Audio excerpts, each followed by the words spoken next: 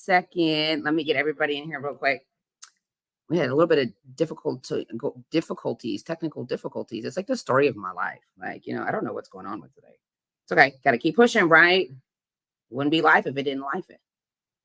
Okay, let's get everybody in here. Guys, we have some dope guests today. You guys, my first guest, oh my gosh, she's so freaking dope. But first, you guys, don't forget your purpose, your why, where you're going, your 369 manifestation, law of attraction. Like, I know that she practices this wonderful queen, because, oh my God, what she's been through and what she's accomplished, like, there's no excuse for anybody. Like, you have to want it. You have to want to go get it. You know what I'm saying? You got to put that work in, because she is bomb.com. I'm going to bring her in and let you understand how bomb she is. Okay. All right. Don't stalk her after this, though. I'm telling you. Okay. Anyways, her name is Honey Bangs. Let's welcome her in. Round of applause.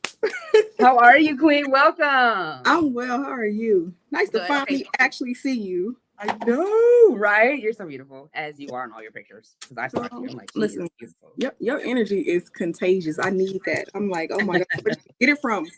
I think I have ADHD. My aunt used to tell me that. Like, I think I have ADHD. It's okay. She's like, your mom just never told you. I'm like, okay. It works though. Shoot, what's up?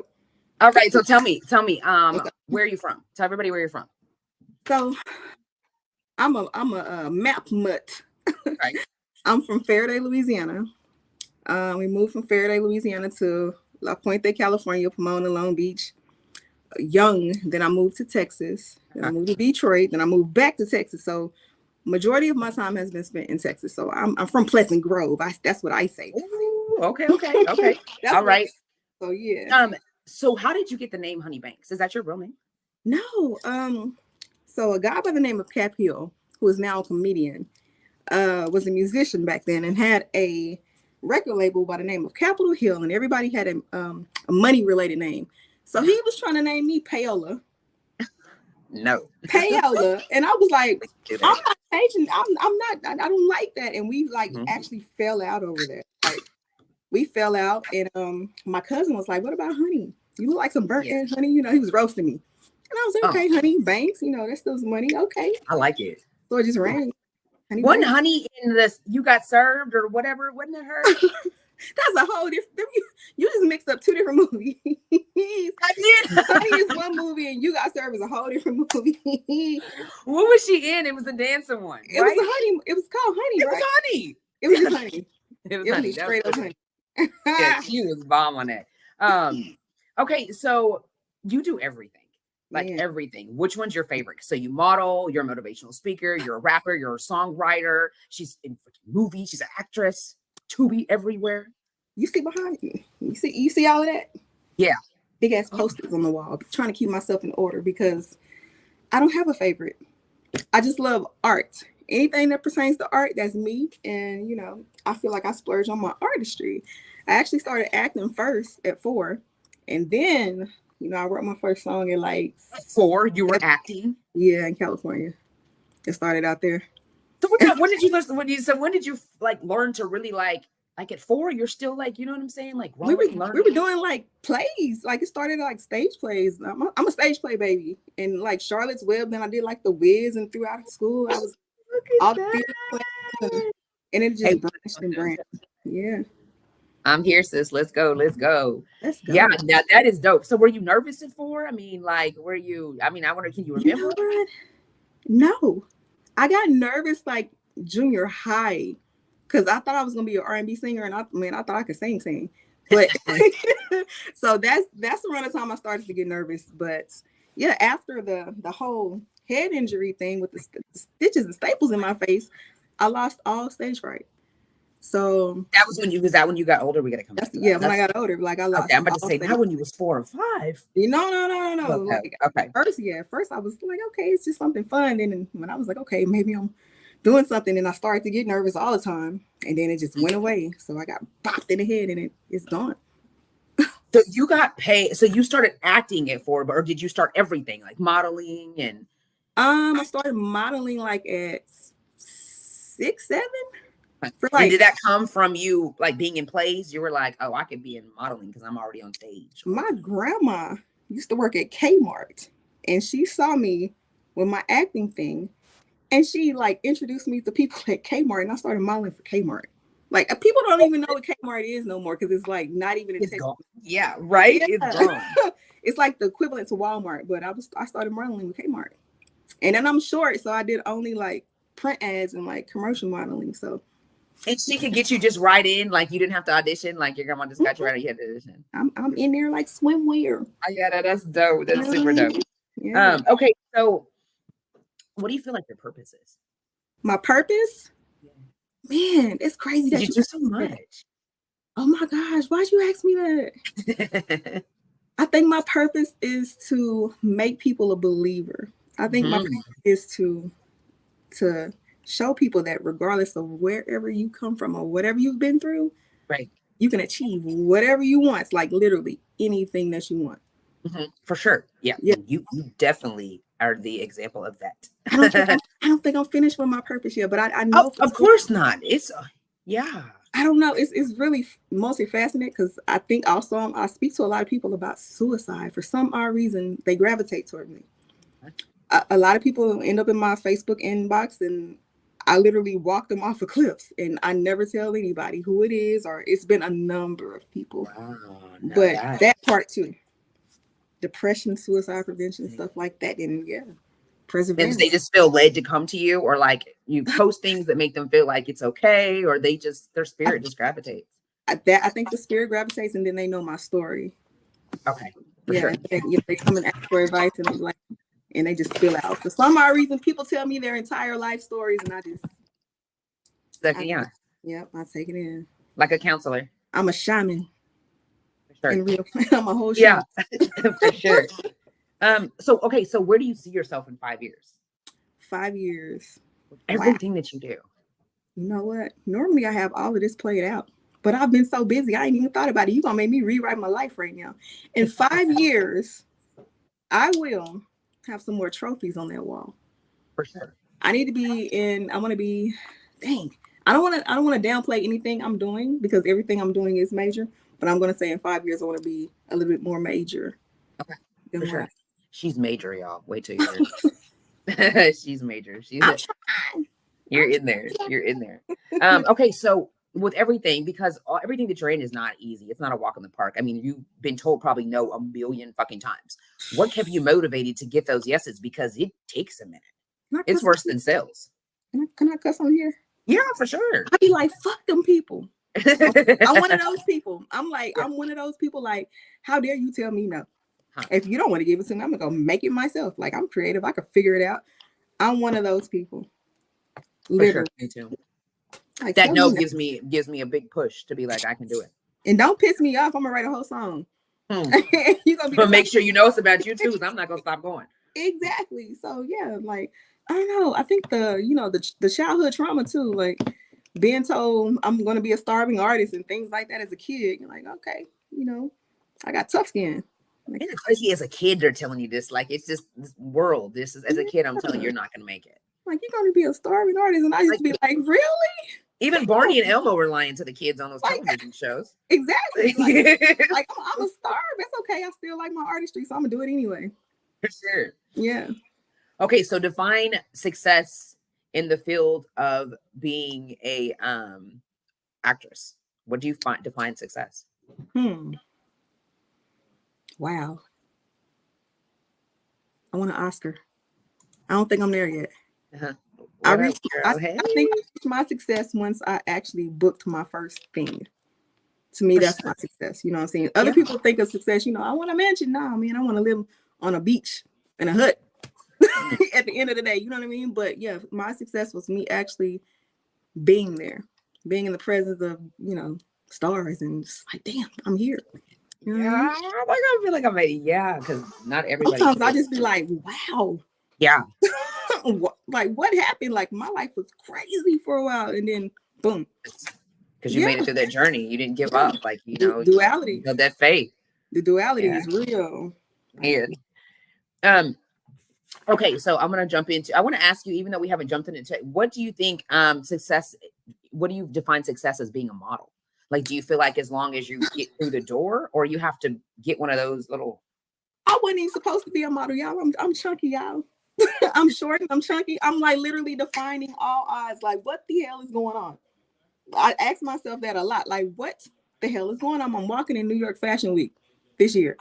And I'm just like, what the hell is going on? That is so dope. I'm 5'3", y'all. Like, I'm chunky. And like, what? You know, so me, modeling was never my goal. Like, my mama told me I was ugly when I was little. So it's just like me rebelling. All my entire life is just me being rebellious. Yeah. Like, I don't give a damn what you say. I'm just gonna go do it. So it's just, I don't know, it's wild. So did you like put yourself on like a diet or certain thing? Like, I can't eat, like, you know how those models be like, I can't eat this today. I can't. I'm on it right now. I just started back like last week. So by the time September hits, I should be at least a little bit. You know what? That's my birthday. Come on, come to New York. Come on. Yeah, I want to go so bad because I sing opera in 4 different languages. So I would love to go to Juilliard. Let me find that. Let me find out. That would be super dope. I love that. But I'm trying to go with you. Come on. What day? When are you going? What's the week? Yeah, because I'm trying to go. It is September 13th. No, 12th through 15th. Okay, my birthday's on the 19th. Period. Oh, sure. Come on. That's it right there. And a little bit of turn up afterwards. Yeah. And you know, I'm actually trying to schedule some podcasts and, you know, do some other rap things while I'm down there. I like to make my trips, you know, really, really magnificent. I don't want to just go for one thing. I'm gonna be in contact with you. Come on. on. Real. You're gonna be like, I was just kidding, B. Like, you been texting me every week talking about what are the plans, and I was just kidding. We pulling up. We going to New York. Yeah, I'm dead action. That's gonna be lit. Get your accent ready. We going to New York. For real. Okay, so my next question for you is what do you have to tell others? What do you feel that you have that others lack? Because you have gotten to places that people have been trying to get to for years. They're like 40 years old, and I've been doing this since I was 5. And what do I have that others lack? Probably the drive and the perseverance. Some people just give up. I could have easily given up. I could have easily just lay down and just folded. But what else the hell am I going to do? You know, I've been acting, I've been doing music since I was a kid. Like, to me, that's my thing. You know, and I think that a lot of people lack. It's not even the confidence thing. It's just the ability just to push forward. Right. You know, life happens. Did you have to get an acting degree? No. Okay. No. Period. People tell me I'm natural. I do take classes every once in a while, and I think I need a class right now just to freshen up. I need a class right now. I don't have an acting degree. No, I went to school for journalism. What you doing? Mass communications, journalism. Yeah. I wanted to be a news reporter, reporting live at Fox 4 News. You hear that voice? Yeah. I was one of them. I used to chase the ambulances and all of that. Yeah. It went totally just opposite. Yeah. We are outside of location. Like, I was preparing myself for that life. And then, you know, with the head injury thing, I lost my confidence. And I was like, not only did I have amnesia, but I got a scar now. Okay, so let's talk about that accident. What happened? We were celebrating a friend's birthday. We ate deep in the club. My cousin saw her dude with another girl. She threw her drink over there, like on the girl. We were nowhere near them. We were on the dance floor, actually. I'll never forget it. We were doing a damn stanky leg. I would never forget it. And all I see is my cousin running through the crowd, and we don't know what's going on. Next thing you know, I'm hit. I got hit with the big pitchers that you pour liquor from, the thick glass ones, and it split me all the way down from here all the way down and then up into my scalp. And the thing is, I just knew I had got hit with something, but I didn't know the severity of the wound. I just say that I just know that I got hit, and I just turned around and I just started fighting. And you know how girls do? They grab your hair. She grabbed my hair, my scalp. So yeah, my head is open, you know, and I didn't know. I didn't feel pain. I just knew that I was hot. I knew I couldn't see because by then, you know, it's coming down. Blood was everywhere. I promise you, we were in the club 20 minutes. We were barely there, like barely even broke a sweat, and it just so fast, so fast, and I almost died that night. Could have died that night. I could have lost my ear, could have lost my eye, because everything is like literally right here. So, were you the only one who got severely hurt like that? Mm-hmm. Out of every? Yep. It literally, she jumped behind me. So as she's coming towards me in the crowd, and I'm like, you know, what's up? And then I see her come this way, and she jumped behind me. And when I turned this way, she just, pow, the girl hit her. And you didn't know who it was, right? In order No. to like push. I didn't know who it was. I didn't even when I started to fight her, I still didn't know who she was. I didn't know what the motive was. I didn't know what was going on. I just know this girl hit me with something. I heard the sound of the glass. And that's it. Like I went down a little bit, but I didn't fall. And I just got up and I just started swinging, and that was that. Yeah. So how long did it take you to recover? Like once you got to the hospital? I still haven't recovered. I can tell you that I still haven't recovered. Like, for instance, like if I put headphones on, the volume can't be too high in this ear. It'll hurt. Like it took a long time for my nerve endings to like grow back because I touch here and it'll feel like it's here. It's just really weird how your nerves sever and you either can't feel something or you can feel it, hear it, or you touch here and it feels like it's here. Like it's just so weird. And then I had a piece of glass stuck in my scalp and it like pushed itself out like 6 months later. So I went through processes. My face did not look like my face. Like I looked like I was deformed. I just put it to you like that. I was deformed and stapled up and I was just swollen. All because of the fact that you guys went to the club and she saw her man with another woman and it was time to turn up. But the thing is, if you would have even told us, we would have been prepared, Right. but she didn't tell us nothing. She just impulse, women anger, men impulse. Yeah, but damn, because Yeah. you were the only person that got hurt like that. So how long did you stay in the hospital for? This is insane. Literally, what, overnight? No, 2 days. I just let you go, and they were like, "You're." And because they stitched me up, and they was like, "You just go home and just lay down." And it hurt. You had pain medicine. Girl, I had Vicodin, Tylenol 3s. Like I had the codeine, like real life codeine because I went to they passed. I was in Addison. They passed like 4 or 5 hospitals getting me to Parkland. So I had to go to the trauma unit because literally my head was on my dress. Like the inside of the pieces of my head was literally webbed through my fingers. I can do like this, and you can see like the blood and mucous membrane, like because I'm leaking. Like as much as you could pour out like juice and water, like the faucet, I'm leaking. Now this is okay. And how old were you? How recent was this? This was 2008, August 2nd, 2008. Yep. So it's been a long time. Before this happened, what were you doing? Like, were you like at this time you were rapping? You were really good in your modeling career. Like, what was going on? I had just sold out my first show in Detroit.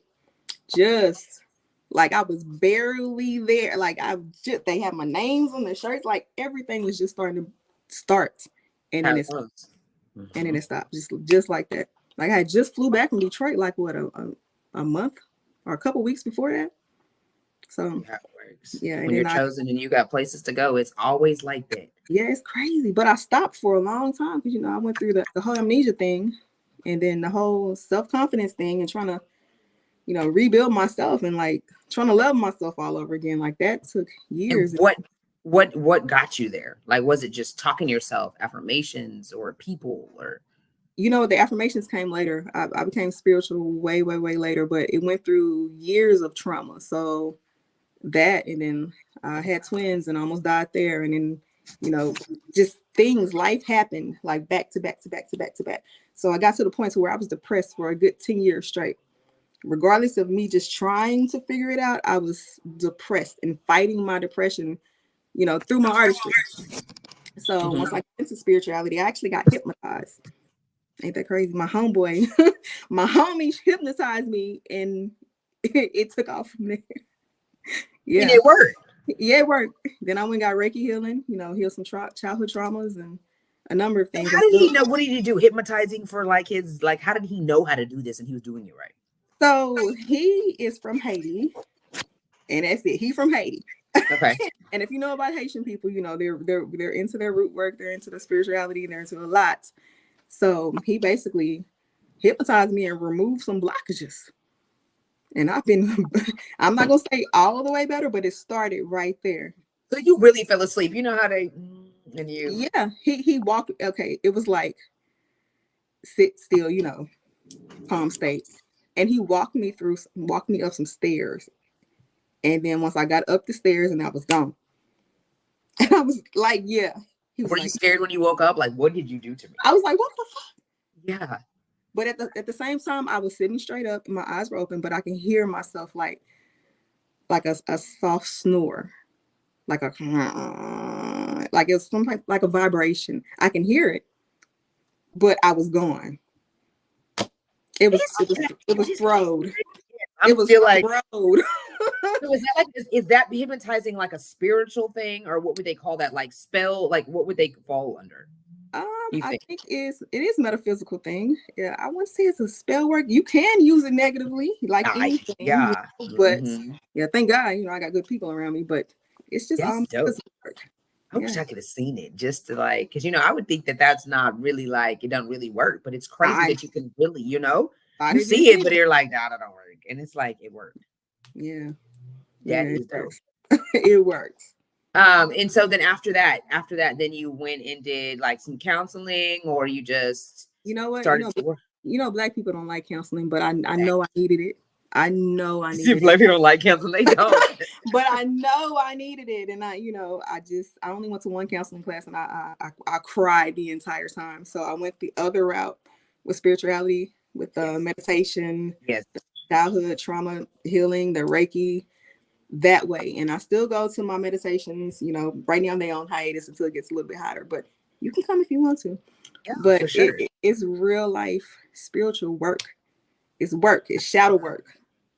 I would love that. That's dope. And it Yes, also allowed me to, forgive my mama, because I was holding on to that resentment, but it took some work. I'm definitely like, I'm interested in that. That's dope. Why do you think black people don't like to go to counseling now? Because you show is right. Black people don't like to be vulnerable. The minute you tell them that, I'm not going to that. Like that whole interview, that off the porch interview was me forcing myself to be vulnerable. Think about it, because I'm spilling out my story to people who don't know me. Why would I do that? Why would I give you that information? That's all it is. Like, that's how black people feel. Like, I don't want to tell these people my business. Sometimes you need to. For sure. Yeah. You definitely need to talk about it and get it out. Yeah. Yeah. And the process as you're talking about it, talking through. Exactly. Because at the end of the day, a lot of things that I've been through, people have been through little bits and pieces of it. And I think that's why they gravitate to me too. Mm-hmm. For sure. So what's your favorite role so far in your career that you've done as far as acting went? Oh my goodness. As a matter of fact, I just got booked again today.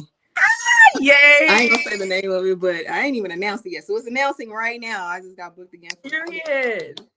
I gotta take a shot on that. Take a shot. My favorite role, I think, probably the crazy lesbian. I think that was the funnest one. It was like the easiest one.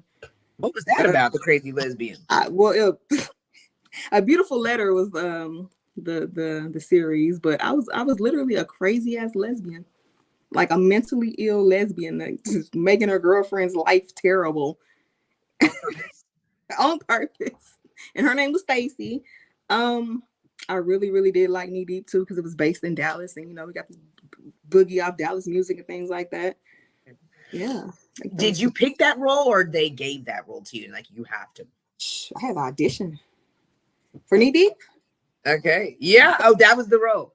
So Knee Deep. So this is how that happened. So Kendra King told me years ago. I was on her book covers first, and she found me through my music. Like, she was literally a fan of my music, and I started getting on a lot of her book covers. And she was like, if I ever do my first movie and start doing my films, I want you to play this role. And she came back and found me after I got hacked and started my page over. She was like, you still down? I'm like, yeah. Yeah, of course. Hell yeah, but I still had to come and audition, and battle up against other actresses, and it just worked. That's dope. Was that like your very first one, or? I would say Knee Deep is the biggest solo role, like biggest lead role I've done. And then Deeper, we just finished that one. That was the most intense thing. And that'll be premiering later on this year. So what do you have, like practices every day? They're on weekends. Like, can you work a regular job and do that? I'm tired right now. What? I know. First off, here's my calendar right now. No, I don't have time. So when we are in full production, I do practice every single day. I'll dissect the script. Matter of fact, where's the script? Because I was trying to frame it. Oh, here it is. There's a piece of it. I'll dissect the script. No, this is the call sheets, pieces of the script. And every day I'll go through whatever we're filming on that day, and I'll start over and I'll release and delete anything else I had in my mind the day before. Like you literally have to just let it go and then next. So once you embody your character, it's pretty easy though. And you'll have to meet up like and go put it together. Like they give you an advance, or they're like you can do it yourself, and they just kind of program it all into one. Or well, you do the table read first, where everybody comes together and just reads through everything, and then you're supposed to do like cast development, where the two leads meet up and do things. But we didn't do that. Okay. We didn't do that. We just had chemistry, you know. But it's best if you're able to practice with your, you know, your partner. Do you ever get nervous like you're gonna mess up your lines? Hell yeah, I mess up all the time. Even and then what happens? You just like let it, or you're like improv, baby. As long as you still on the topic and you still got some of it, it's okay to mess up. Just don't mess up to the point to where you just forget the whole topic of what's going on. You know, stay with. And then the thing is, if you mess up, you got to remember your mess ups and repeat those mess ups. So if I improv, I have to remember that improv, because we have to take it from this way and then take it from that way, and then, you know, retake and then do it again. So, yeah. Okay, so how long do you think it takes you to like learn a whole script? Woo. Like, so I led this last script. I had the most lines on the entire script, and it took 2 days for me to just get the whole gist of it. Now, memorizing it, you can't put a time frame on that. You can't because, you know, look at your face like, hell no, you can't. Yeah, I did a little bit of acting myself, and I was in high school. I was the Black Cinderella. You know, I was Brandy. I had the lane. Yeah, it was nice until I got off the stage and I got a standing ovation with the little white girl say, "Mommy, I thought Cinderella was white. She's black." I turned around. You ain't never heard of Brandy? They're like, Victoria. I'm like, sorry. I mean, I just, you know, like, Lord. There's barely any black people in the audience, and here she goes making it even worse. She not white today. I'm sorry. That's what she said. Like, you didn't see Brandy? I say, you ain't seen Brandy? Come over here and take a picture with me. You don't know Whitney Houston? Like, what's up? Like, what? Hello, get it together. Yeah. So I just know about the words, and I done messed up a couple of times. So I was like, cut. I need to go back and do this again. They're like, you was not supposed to say that. That's what I was like.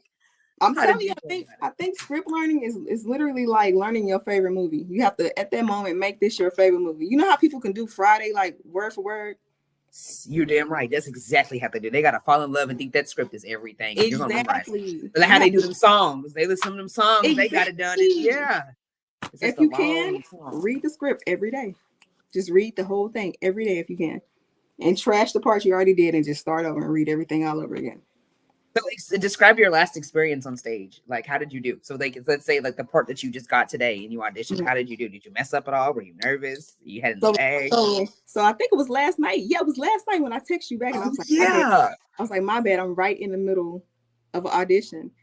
And the crazy part is the character is insecure, right? So I put on the most insecure clothes to embody that character. Like my clothes were too tight, not fitting. Like my hair is jacked up, and I had to film myself, you know. And you know, it's just all about embodying that character. So I don't get nervous, but sometimes I'll slip up on a line or two. I love how you said embody that character. So when you're doing that, you're taking that character out of context, like out of that script, and making that person come to life, which a lot of people don't do when they audition. Yes, matter of fact, I posted that earlier. Like when you're auditioning, walk in as your character. If you know your character, if you're a crackhead, if you're a Pookiana, like you better come in, tweak it. You know, you come in like that. Most people don't do that. You come in ashy, put some powder on you. You come in looking stink. Tear your clothes up. Yeah, they definitely gonna give you a little bit more, you know, And they're gonna be like, oh damn, I can see you in character. You know, they can actually see it if you come in like that. So that's what I do for everything that if I can. Right, Jay? Yeah, for sure. I like that. That's a good. Y'all better write that down, because I know I didn't even do that either. I just was like, okay, well, come on, who am I, Sarah today? If you're the judge, you better come in there with your gavel. You come in there with your briefcase, your robe on, like, hello, you know, like I can do these reels and these TikToks. Exactly. For sure. So where are your auditions at? Like, they usually virtually, or you have to like go fly out most of the time? So I flew out for the last one in Atlanta. Last night was virtual. Last night I did it in my hallway against the wall. The last one before that I went to Detroit. Just went to Atlanta. The Atlanta one, they said they'll let me know within 4 to 6 weeks. I'm like, Lord, please, I don't know what y'all doing, but I want that one too. So what do you do? You just see them that they're auditioning, and then you see it online, and you're like, I'm gonna go audition. You send your resume with your headshots, or they call you and they're like, we think that you would be a good fit for this, and you go fly out. They'll do both. So I had one in Atlanta like that, and I had to turn it down because I couldn't get back to Atlanta. But the other ones, they'll just be like, send your resume in, send your headshot in, and then send like a reel in of all your previous work, and that's it. And then they'll invite you to like, okay, you come out. The address is this, private location, so things like that. So how do you feel like that you got to go pay for the flight? You know, if you spend the night, you know, you're investing, and you're supposed to invest in yourself. But, you know, if you're auditioning every week, you could get kind of expensive, and you not knowing that I'm about to get this part and get paid for it. How does that? Because you got to have, you know, money management. Exactly. That's the gamble and the hustle. So that's why when I touch down in any location, I got to make sure it's lucrative for me. I got to have something else set up, a meeting with somebody else, a photo shoot with somebody else, an interview, so that my trip is not in vain, just in case I don't get that part. Where did you come from? I love it. Yeah. This is what I do my lectures on. When I teach people how to get in this game, I let them know, hey, if you're gonna make that charge people to do that, how would you charge to teach them how to get into the game? You know what? I haven't charged people for consulting. I'm going to. I literally just had a meeting about that last Saturday because I've been consulting for a lot of people. I got steps on the wall. Freaking bomb, because everything, you know, usually I'm the one that thinks off the dome. I'm always the one that thinks out the box. So when I'm dealing with people, I always come up with that extra step that they can't think of. And it's very rare that I find somebody that comes up with a different step that I don't come up with, because I'm all over the place. And you have been like knocking me off. I might as well be on the floor right now. I'm like, oh no. And I'm like, yes, she's right. That's a good idea. Like, I love it. Like, I need all the game. Yeah, years of trial and error. And then on top of that, my mentor is a Biggie Beat. I don't know if you know who is a Biggie Beat is, but he produced my Dougie, Busted Wide Open. You know, he has your mentor. Okay. That's one of them. Yeah, that's my mentor. Like, that's not only my mentor. I treat him like a father. Like, he guides me appropriately. So with all my hiccups and fuck ups, trial and error that I learned on my own, he also takes those next steps for me, you know, in the industry, to make sure I'm not getting screwed, because they will screw you out here. Yeah. They sure will. They will. They will. Okay, so while we talk about being screwed, a good one that I want to talk about is, hold on.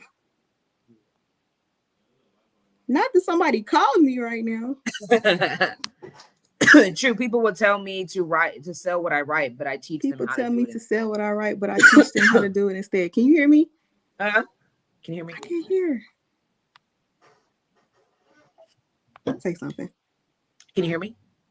Damn. Hold on, let me leave and come back, I think, right? I was just about to say that. You might have to do that. Leave and come back? Yeah.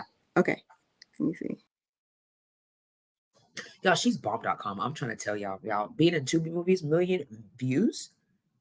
Wait till y'all hear her story. We haven't gotten like a little bit nitty gritty of what she's like been through, but her motivation, what's pushing her, like, she's incredible. But you see how she comes up off the dome with all this extra, like the extra stuff that we don't think about. Like, of course, if you don't remember all your lines, you need to come in fucking character. Like, I never thought about that. I love that. Okay, she's back. Perfect. Okay, I love that. The character, I'm just loving. I was just talking about how you just gave us those jewels. That it's just like, jewels. I can't. You dropping some jewels that I'm enjoying. You're awesome. What else you need? What else you want to know? I would drop all the jewels on you right now for him. You're awesome. You definitely are. Good interview so far. Thank you, Braylon. Thank you. Okay, so how do you think you did? Like, I know that you got the part, but how do you think you did when you auditioned? I was like, oh, wow, I look so bad. But that's the character. That's the character. Yeah, that's what I was like, wow, I look, because I was supposed to look like somebody that had let themselves go. And I was like, when I looked at it after, I was like, God, I look terrible. And I got a little, insecure about it. And I was like, you know what? But that's who she is. So I just went to sleep. I was like, man, fuck it. What's mine is mine. And I love it. And hey, everyone, congrats on the new movie coming out in December. Yeah. It came out already. Yeah, it was bomb. Y'all need to go see it. No, we got another one coming out. Oh, it's coming out in December. That's the new one. That's the other one. Part 2 is coming out. Part 2 will be out in December. Hold up. So how she gonna leave? First it was me. Now she gone. So Deeper Deeper. Oh, is that Kendra? Who is that? Patricia King. Yeah, Deeper is part 2 of Knee Deep. So now I can't hear you. So okay. So there we go. So Knee Deep came out in December of last year. Deeper's coming out of December this year. It's part 2. Part 2. Okay. For some reason, I got 2 questions. I got to get this one off my head before I forget about it. But okay, so the agencies, you know how a lot of people, they want to get into acting, you know what I'm saying? And they get into these agencies, but these agencies really screw you over because there's like you audition, then they're like, okay, well, I'll take a couple of pictures for you. We'll see if you got it. And you got to pay $400 for the pictures. Then they tell you to join the agency. It's like you're in the agency. Okay, we like you. You're going to have to pay $2,500 to be a part of the agency. Then you're part of the agency. And then once you get a part of the agency, because I did this, when you go audition, you make it, but they want another $2,500. I know exactly what you're talking about. It's like, wait a minute, I ain't even made no money yet. Did you go to that big casting call where there's like 200 women or 200 people in there, and they be like, I went. You're gonna go from that camera. You're gonna do your little part, and you gotta wait all day to get called. You're so excited. Then you gotta go to the other room, and this is where the money gets to talk. So I went through that process too, but I didn't go through the process because I stopped when they said money. So I've always learned that if you have to put money in it first, no. Go to an agency like Rainy King Productions, who's doing all the movies right now. I'm not a part of her agency, but I don't think she's asking for money up front like that. It just doesn't make sense to me. You can get your own headshots, you can get all that, money is going to come out of your pocket anyway to get yourself established. But it's like $5,000. Like I had got into it with the lady because she was like, you did it.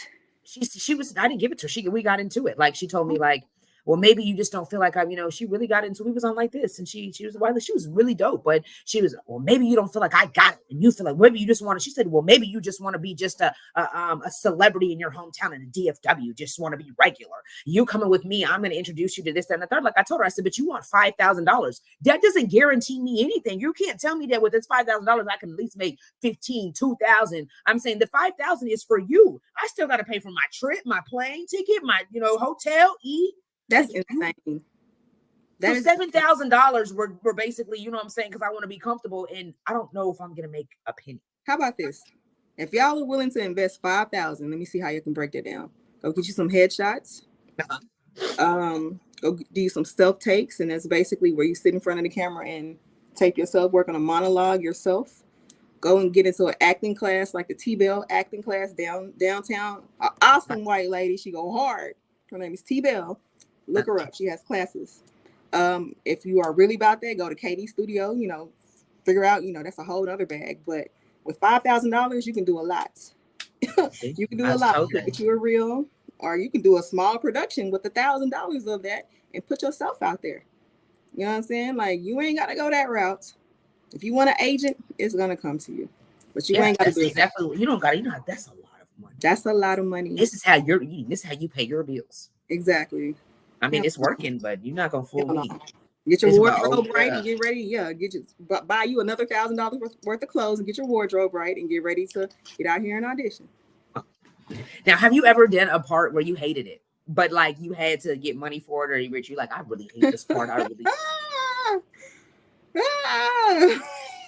I do more on the music side that I hate than I've ever done on the acting side that I hate, because I won't submit to something that I have to subject myself to some bullshit on the acting side, because I know that's a tedious task and you're going to be around these people all day. Music side, I'm 15, 30 minutes, I'm in and out. I may not like y'all, but I'm just going to go get this bag. Point blank, period. But yeah, got you.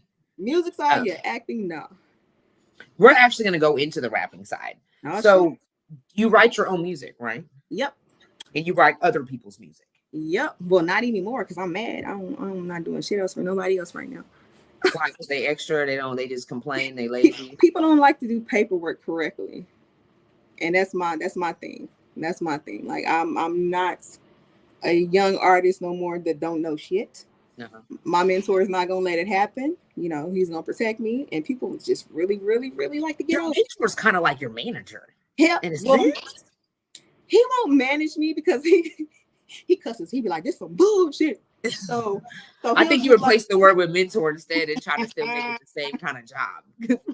he'll do like some of the deals for me, like the bigger deals or if the music deals. Like for instance, I was about to sign an Empire distribution, and he got me out of that. Like he was like, hell no, Empire's not what y'all think. Empire's just distribution, not the record label. So it's two different sides. So yeah, but he walked me through the process, and he cusses a lot. He won't let shit happen. You know, he introduced me to the Rap A Lot Records family, Jay Prince and all of them. So he's walked me into doors that I couldn't get myself into, and I'm appreciative for that. How did you meet him? Jay Prince? Yeah.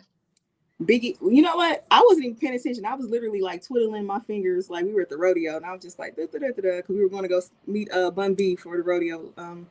And I looked up, and he was like right in front of me. He was like, "Oh yeah, honey, here, Jay Prince," and I'm just like, "Yo," he's like right here. I'm like, "Hey." Like, what the hell? Yeah. Cool ass dude. Bling the hell out. Dark glasses on, just chill, all black. Nice to meet you. I'm like, okay. Yeah, just real cool environment. Rap A Lot family treated the me right well. places at the right time. That's dope. They treated me good. So my ties what up. And you just kept building the relationship since. I mean, yeah, that's just one of them. You know, we have a lot of different relationships on different aspects of parts of the industry. I'll just say that. Okay. I'll just say that. I like it. You know how to hustle. You know how to multiply it. It's all about who you know, all about your network and keeping those networks on a positive aspect. Yes. Bridges be getting burnt left and right. Just don't burn your bridge. And it's crazy. It's like you don't want to get your money. You want to, or you keep that connection, which is your money, basically. Yeah. And it's like you don't. It be over the stupidest and smallest shit. Like this is what you fell in for. Like you just. Sometimes you gotta burn that bridge. Sometimes the disrespect is necessary, but some of these way folks, too much. Yeah, sometimes you know people will play with you if you allow them to. Oh shit, you damn right. Now them times where you weren't supposed to come with me. We was not supposed to be. Yeah. But times where you doing too much, like you really doing too much. You didn't have to do that, or you get salty, or some of these men and women, they get in their feelings because they forget it's business and they want to take it to the next level. You want to talk about that? You want to talk about that? Because I don't need heaven. I wasn't on Love and Hip Hop because I wouldn't bend over. What? The same episode with all the rappers where Cardi came from and all, that same season. Yeah. I was chosen for that season. But I wouldn't. You auditioned it every day. How was you feeling auditioning? What? Yeah, I basically what we did is it was an audition / rap competition. At the time I was in a group and they didn't want the whole group, they just wanted me. So I was like, all right, I'm gonna go sacrifice myself, bring it home for the team. But the things that this man wanted me to do was not gonna happen. It wasn't gonna happen. He got them women really doing extra in order to be on that show. Oh, baby, yes. That's why they do extra already on the show. Yes. And that's why they wild when you see them, because it's some wild shit that happens to get you where you are. I watch that show now. Love and Hip Hop? I don't watch it no more. After Jocelyn and them, I don't watch it no more. But yeah, that whole. When I was after Jocelyn and them. Yeah, I was just like, oh, this is way too much, man. He giving both of these bras some rings. Like, this is too much. It's too much. But yeah. I let it go. I'm like, this thing. There's got to be more to life. I need to find me something to do. But yeah, I was dead ass supposed to be on that season. So what did you tell him? Did you get mad because you felt like it was a disrespect, or did you just say I was pissed. Not only that, I was broke as hell. So let me tell you that part. So it went from I like your music to send me more music to send me some pictures of you naked. Send me some pictures of you bent over and things like that. And this is the executive from New York. And I'm just like, bro, I thought I was like, I was good. So after I refused, the information started getting, lower and lower. I wasn't informed about a number of things. Then I hit him up. He was like, yeah, I'll just let you know when it's time for y'all to come to New York. All right. So this nigga literally hits me up at like 8 p.m. the night before. And it's like, be at the 4040 tomorrow at 12 p.m. I'm like, 4040 in New York? He was like, yeah, that we going to start filming tomorrow at 4040. I'm like, bro, I'm a broke ass. I'm an independent broke ass. Like, how the hell am I going to get to the 4040? Even if I drove and left Dallas right now, I still wouldn't get there at 12 p.m. That's a whole 24-hour drive to New York. I didn't have like a couple thousand to just throw away to get there. So, and then where am I going to stay? How am I going to eat? Things like that. And I was just like, you know what? It's cool. It's cool. And it's all because I didn't bend over. So But that's crushed. good you didn't, because look what the fuck you know what I'm saying? Isn't that crazy? That's It's how the crazy industry though. is. It's crazy. Sometimes I'll be like, damn, I should have just did it. But I'm like, you know what, my integrity and my morals. It's But see, all that good. shows you why, like, I guess so many women there's a lot of women that are like, just that's what they own. It's they Mm-hmm. everywhere on social media, ass out, everything out. Like, Yeah. I mean, shit. I'm not gonna lie, I regret it sometimes. But shit. that What he people are say? scared to rejoice or share its subline, where their head is most of the climb, and bind voices tap the line. I made friends with mine, inflamed choices burned out in time, broke on broke ashes to ashes gone in a flash, like flashes blowing I faster think than he my rapping. catches. Yeah. There's no reason or rhyme. I no longer feel like a dime. I just know how it is, how it is as time passes, like the price is up and down like the gas is. So don't gaslight me. Say one thing that entices me. I know you know that I Dot that dot dot. I life lessons. Already. He rapping. He was rapping. Come on. Yeah, I caught up. I'm not I mad. picked up on that. Yeah, man. Look, stay in your bag, poet. That's all I'm gonna tell you. Stay in your bag. Stay in your bag, poet. Period. Because the For game is sure, crazy. Stay in your bag. isn't it? Yeah, So do you charge to perform? absolutely, absolutely. I How much won't you leave out charge? the house now without being paid. Do you have like a set price for everyone, or does it just depend on who they are? It depends on what you want from me, what your budget is, and how long I gotta be on my feet. Cause woo, I mean, I've done a hosting gig for like 8 hours one time, and I'm on 8 hours in heels. So things like that make a difference. Yeah, I'm talking about I got performer feet, I got stripper feet. So, How did you learn how to host? a guy by the name of Spaceship Oasis. I know spaceship. I know Yeah, spaceship. Spaceship is the Yeah, dopest. I've interviewed. Yeah, Yeah, he's dope. Spaceship is He the hosts a lot dopest. of shows. Yeah, As a matter of fact, he was just in Detroit with DJ Envy. So he shouts out to was. Spaceship. Yeah, so watching him taught me how to properly host, and I still call him for advice. Like literally called him last week, like, "Hey, I need advice on this." You can't beat Spaceship when it comes to hosting, so I go to the best for that advice. Yeah, right. Because He he dope. be in it too. He dope as hell. Facts, facts. Yeah. So okay, so how long have you been rapping? You said since you were 4, Rap, 5? no, acting since 4. I've been rapping since like I think I had my little boom box at like 6, 7. I had like a little boom box with a microphone attached to it, and like that's when it started. Yeah. And that's what enticed you, was because you had the microphone, or what made you say I want to rap? Like you like I started poems? writing before that, but once I started recording myself, I was like, "Shit, you can't tell me nothing." Like, Jay but says I'm from Detroit, girl. what's up, East Side 7 Mile? What's up? What's up? Oh, What and so up? is Patricia. She says I live here in Detroit. Okay, What up? What up, though? What up, though? East right. Side. I was So when just you up there for the H Block premiere. So shouts out to Murder Pain. Yeah. so when you go to the studio, do you have your music already ready to go, or do you just go off the dome in the studio? Majority of the time I have the concept down, the cadence, but it just feels so much better when you can freestyle. What? I knew Yeah. you were gonna say that. Something tell me you was gonna say that. Yeah. Sometimes I won't even write everything. I'll probably write the first couple of lines and then I'll just go. Cause you get in your zone, Like something that's else. how you know you got it when it makes sense. Like, so how do you know when you were ready to put it out? Like, because you're just going off the dome. Like, I'm my own worst critic. I got songs on my computer literally that I've been sitting on for years. I'm my own worst critic. I know. I'm about to release all that shit. But it's ready to come out. I think it's just when time permits. You'll know. It's just like an intuition thing. It's like it's time. You know what I mean? It's like one of those things. Like, when how do you life market happens, let it yourself? out. Hmm? How do you market yourself? You know what? I used to be real, real, real heavy online. Now I hate the internet. For real? Yeah. So I Why? just What made dropped. you hate it? And What did it do for because you? man, when I got hacked the first time, and then I got hacked the second time, and I was Oh, like, you know what? I'm not doing this shit no more. yeah, Like for sure. building up, following, and then losing it and building it back up is intense. So my I heard that marketing, a lot of people go through that is when they start to get real big.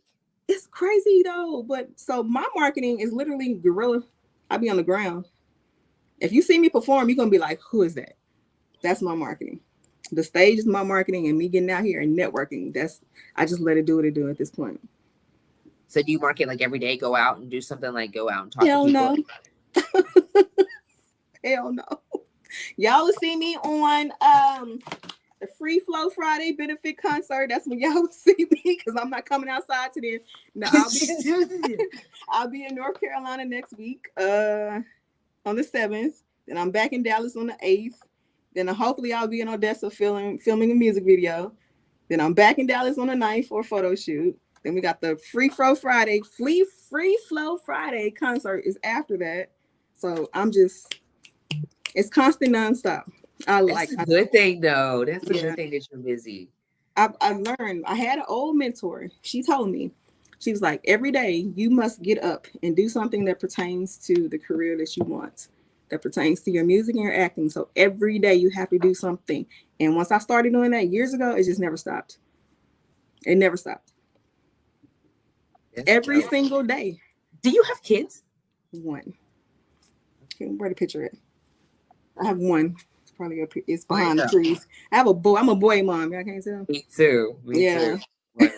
I'm a boy mom because the crazy part is nobody thought I ever had a kid. Like nobody knew it. I finally said something this year, and then I said it in the interview, but nobody was. They was like, "You've been doing all of this with a kid?" Absolutely. Yeah, that's what I had to know. Yeah. Like that's why I was like, I know she probably don't have no kids. He used to be in the studio with me on the floor, like with the car while I'm recording, and nobody never knew. Nobody knew. And my grandma, used to have them, but yeah, me, my grandma, and the kid. That's how it was for a while. So there's no excuse. It's just crazy how incredible you are and how you just keep going and you just keep going and you don't do nothing. Because why not? What else am I gonna do? Right. You know what I mean? And then life is short. Why not get out there and live that? What's your sign? Scorpio. November? No. I was born on Halloween. What's your sign? Oh, okay. I'm a Virgo. I should have known. Virgos are ambitious, so you're gonna win too. You must definitely gonna win. I'm a Virgo moon. Okay. Virgos, look, when you think of Virgos, anybody that sees it, you think of Virgos, think of Beyonce. You see the way that she does not stop and she don't give a damn if she's gonna win. That's you. And I love how she called people out. She killed me through her. She is so. Kendra King is a Virgo. The person that does the movies, she's a Virgo. Every Virgo woman I know, they do that. They do that. You got to do it too. Mm-hmm. Yeah, that's why I said it. Yeah, I got to. I got to say this. Exactly. And I'm gonna get it out one way or another. So exactly, we're gonna do it in codes, but you gonna know. You gonna know. You gonna know I'm talking about you. Yeah, you gonna know. Oh, you a Virgo too? Shouts out to she a Virgo. Yep. Dang. Okay. Shouts out to the Virgos. Virgos are Good ambitious. Evening. Hey. What's up, all stars? Cracking. Right. Okay. So we talked about your modeling when you started modeling. So when did you decide to start doing motivational speaking? After a lot of people began to gravitate to me, I was like, you know what? Maybe I got something here. They, like I said, they would gravitate to me when they're suicidal for some odd reason, or going through something, or they gravitate to me for the industry information. So I do two separate things. Okay. I'll literally sit people down and talk to them privately, like some counseling on their personal side. And then motivational side, I've done like lectures for children and their parents. And then I've done lectures for the industry motivation or the industry steps, things like that. So sectors of it. That's dope. Now, were you nervous when you began? Because it's like different than like performing. Like you're speaking and you want to make sure you know what you're speaking about. It makes sense. Was I nervous? You see them boards behind me? Hell yeah, I'm always nervous. But the thing is, you have to be prepared. And if you know that your information is authentic and you know that it's real and you get you gotta do a little bit of research. Yeah. Just be prepared. Just be prepared. Are you a procrastinator? Absolutely. I was just dying to know. Like, I wonder if she has it all planned out. Absolutely. I will wait till 2 days before, if not the last day, the night before. I'll try. Okay, so I'll try to prepare. I'll try to get organized, but the good shit don't come out until it's pressure. And when it's pressure, it's gonna pop. So because it ain't got no choice. Exactly. You ain't got no choice at this point. You got to get out here. Right. Yeah. Okay.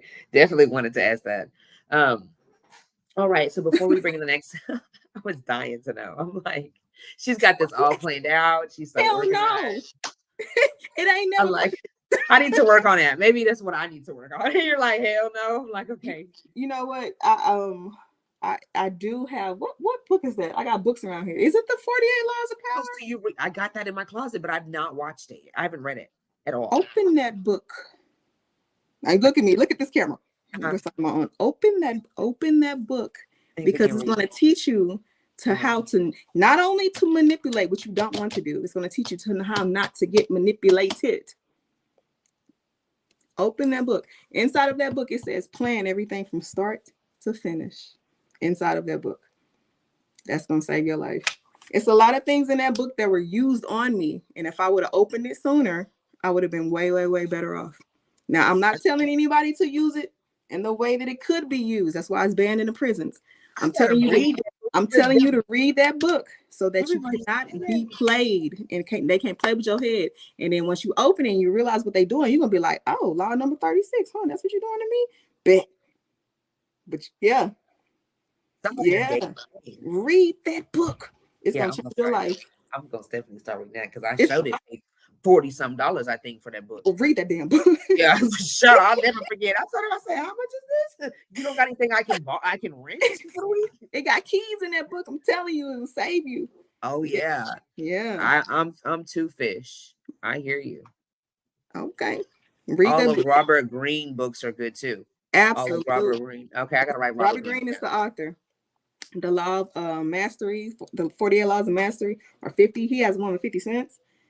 He has 48 Laws of Power. He has, oh man, that man is phenomenal. And he's been through do you read the books or do you listen to them audio? I used to do the audio books, but if I need to be like, hold on, I think this bitch want to use a law on me, I'm about to flip it over and be like, all right, that's it. So I'm gonna read it. You know? Okay. But the audio books, you can do it online on YouTube. They do have a 48 Law of Power audio book too. Or everybody say that they love their audiobooks. They're like, you just put the headphones in. But for me, I think that I need to read. I'd like to read the book. I do both at the same time. But sometimes the audiobooks. See, always a step of fucking head. Yes, let them read the fucking book. Yeah. So you turn on the audio and then you go find it and read it with it. You know what I'm saying? And then stop it and take it in and be like, all right, I got that. That's what I'm talking about. Yes. Yeah. See, I love the way you have that extra step. I told you this whole interview. It's like you have that extra, yes. I think that I would tune in more because I wouldn't be thinking about like I'm reading, I'm getting kind of, you could just like how they're reading to you at school. I love the idea. Why didn't I? And then sometimes the voices get on my damn nerves. Like I turned off one last week because the girl, I was like, ew, I don't want to hear you. Shit. I want to hear this. Do you think that you would ever do that? Because you act like read the actual, like find a book and actually read and try to get your stuff. Yeah. And try to get your stuff. Yeah. Girl, I'm too country. I'm a country bumpkin. Some people say I talk proper. Like Texas people think I'm proper. When I go up north, they be like, "What you say?" No. Those greens say some ish. Oh yeah. I'm about to say what greens? Shouts out to Bandit Trees. This is a green company, but I'm like, what you talking about? I think he's talking about Robert Greene. Oh, yeah. Okay. Those greens say some The book, The Green. Yep. Okay. Yeah, I gotta check that out. I gotta check them out. That done got me motivated. So when do you read? Because you're always so busy. I was just thinking, like, what, in the shower? Like you got the book like waterproof. I'm just. When do I? You know what? Being that I've already read everything I wanted to read, like I read The Alchemist by Pablo Coelho, and that was good. You need to read that too. Do you watch TV? No. Do you own TV? You can tell you don't have any time. Like you're reading in your spare time. There's no way. But even before that, I turned the TV off in 2008. Yeah. Why? Just because you felt like it wasn't necessary, or just a distraction? I woke up. Okay. Remember, I wanted to be a news reporter, and then I found out about propaganda, and then I woke up, and I was like, I'm not going to be programmed. And you know what I mean? You go through that whole. Wait a minute. What are they feeding me? Yeah. No, for sure. Why would I want to report this? What, the propaganda thing. Like, I just was like, no, turn it off. And I turned it off. So I only watched Animal Planet. Something that, that can inform me. You can watch like Tubi though, because you're on Tubi. Y'all, she's been on Tubi. I watch me, or I'll support my friends. I'll watch their things when I need to. But other than that, I will not watch TV. Okay, so the last question before we get out of here, we're going to say the best for last. Okay, guys. How was it whenever you, Art of Seduction? Yeah, he said long live, 48 Powers of Law and Art of Seduction. I need to write those down. Write those. We got to put you on these books. I'm gonna start reading them. They will not play you. They will not play with you. Those are these books. You will not play with me books. That's what those are. I gotta get them. I gotta get them for sure. I'm gonna start reading that Law of Power tomorrow. I can't wait. Yeah. I can't wait. I'm gonna open it up, and I know. The only thing about books is I feel like when I like them, I can't go to sleep. Like just do one chapter a day and let that one chapter penetrate. Okay. Like do one law a day. Do just be like law number 1. And you're gonna be like, law number 1 gonna blow your mind if you ever been through the situations, because I have. I have. Fucking crazy. I know it is. I was like, shit. Okay, so before we get out of here, I'm gonna ask my last question. When did you start getting on Tubi movies? And like, how like did you get to like when you're tripping? Like you're like, I made another big step, especially when the views got to popping out.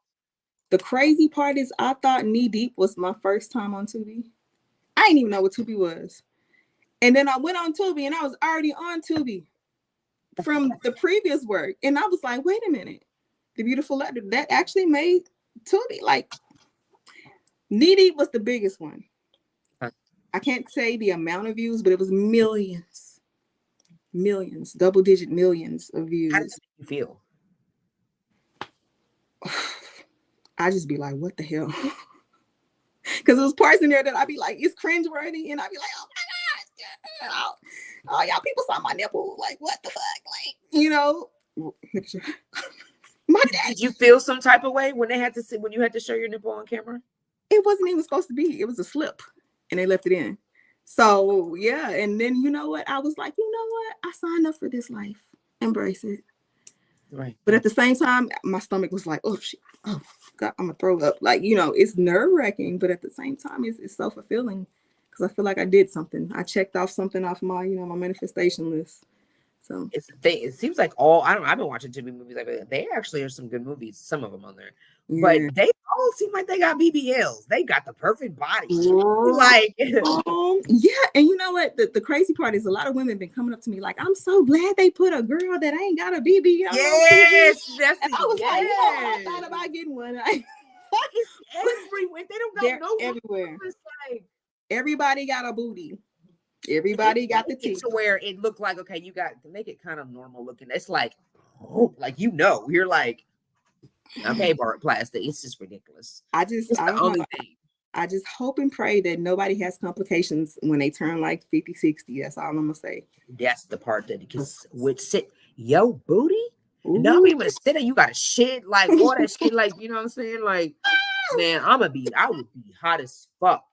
I'll be mad as hell. My booty fell off. I mean, pacing. I'll be mad as hell. Great combo today. Long live All-Star. Shouts out to him. You froze again. But yeah, that was the last question anyway. So I think she gonna come back. Come on, where's she at? There she go. There she go. Okay, perfect. Yeah. Can you see me? Okay. Yeah, I see you. Yeah, but I couldn't. I just, yeah, that's what.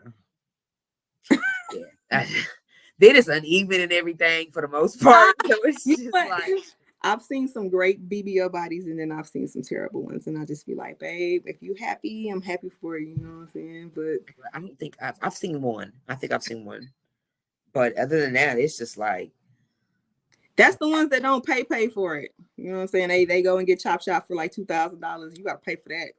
You got to go pay to get it right. You know what I'm saying? I said the income tax ain't gonna hold it down. I'm not gonna lie. When I went to Detroit last week, that was the most amount of BBLs I've ever seen in my life. I was like, damn. And it wasn't like that it wasn't like that some years ago. When I went back this time, I was like, oh my God, everybody up here is worked on. In the hood. Crazy. And the niggas just draw to it like it's just like everybody doesn't have one. Everybody just fine as hell. And I was like, damn. Everybody like, just fine as hell. Damn. I was just like, what the fuck is going on? Like, but yeah, it's the norm now. Yeah. That is crazy that y'all silly. Nah, for sure. Okay, so back to it. So okay, real quick before we get out of here. So how did you feel like whenever for the YouTube? Like, you know, when you see the million views, like where you like keep going, do you feel like you accomplished a goal? I was like, I accomplished my goal. Yes. I'm not doing this shit no more. I wanted to bow out. I was like, I don't want to do this no more. I don't want to be about it. Like, it was work. I almost pussyfooted out, and I was like, you know what? Bump that. I'm back. Okay. Okay. You took a break though. Do you take breaks? Barely. I took a break last year because Money Banks passed away, and then Journey, like we had about 5 to 7 deaths last year. So between me filming and doing everything I was doing, my people were dying, and I was like losing it, you know. So I took like probably a month break, barely, you know. That's not long at all. I mean, you know what? Because the thing is, that's what I teach in my lectures. I was like, I always teach that regardless of whatever happens, thank you, Jay. Life happens. So regardless of whatever, you got to get up and still go to Walmart if you work there. Get up and go to work for yourself. Get up and put your music out. Get up and continue your podcast. Regardless of whatever happens, this is part of your perseverance. This is the press. This is the push you see. Right. So if I gotta be the living witness and show y'all how to, you know, the example how I go, so be it. For sure. So For sure. Yeah. Okay, so what do you have planned coming up next? Coming up next, like I said, I'll be in North Carolina for the Content Creators Meetup. Hold on, let me pull out my calendar because it's right here. Hold on. Hold on. What's this month? It's about to be June. Okay, yep. So I'm about to go shoot the Come Here video. So if you listen to the Meet the Banks album, which is guaranteed to get you pregnant, it's a nasty ass song in there called Come Here. I gotta go shoot that video. The next day, coming back from North Carolina, I got Free Fro Friday concert on the 22nd. Then I have, let me see, we're gonna start shooting in July for the next movie. Then we have a party to host on the 13th of July, so it's just back to back. And then you start shooting. When you have to do the recording, you got to go out of town and fly every time that y'all start recording for it. Well, this one's gonna be, I think, in Houston. So yeah, we're gonna drive down. But typically, you would have to fly every time that they say we're recording. You on set? That's your job. You've been contracted to do this work. Once you sign that contract, you better be there. But they can sue you. Worth it. Hell yeah, they can sue you. It's like showing up to a job, you know, and you do one day of work and you can't get back, and you got to finish this. You taking money out their pockets now. You know they got to recast, reshoot, and everything, so they can literally sue you. You better show up. You get paid in advance?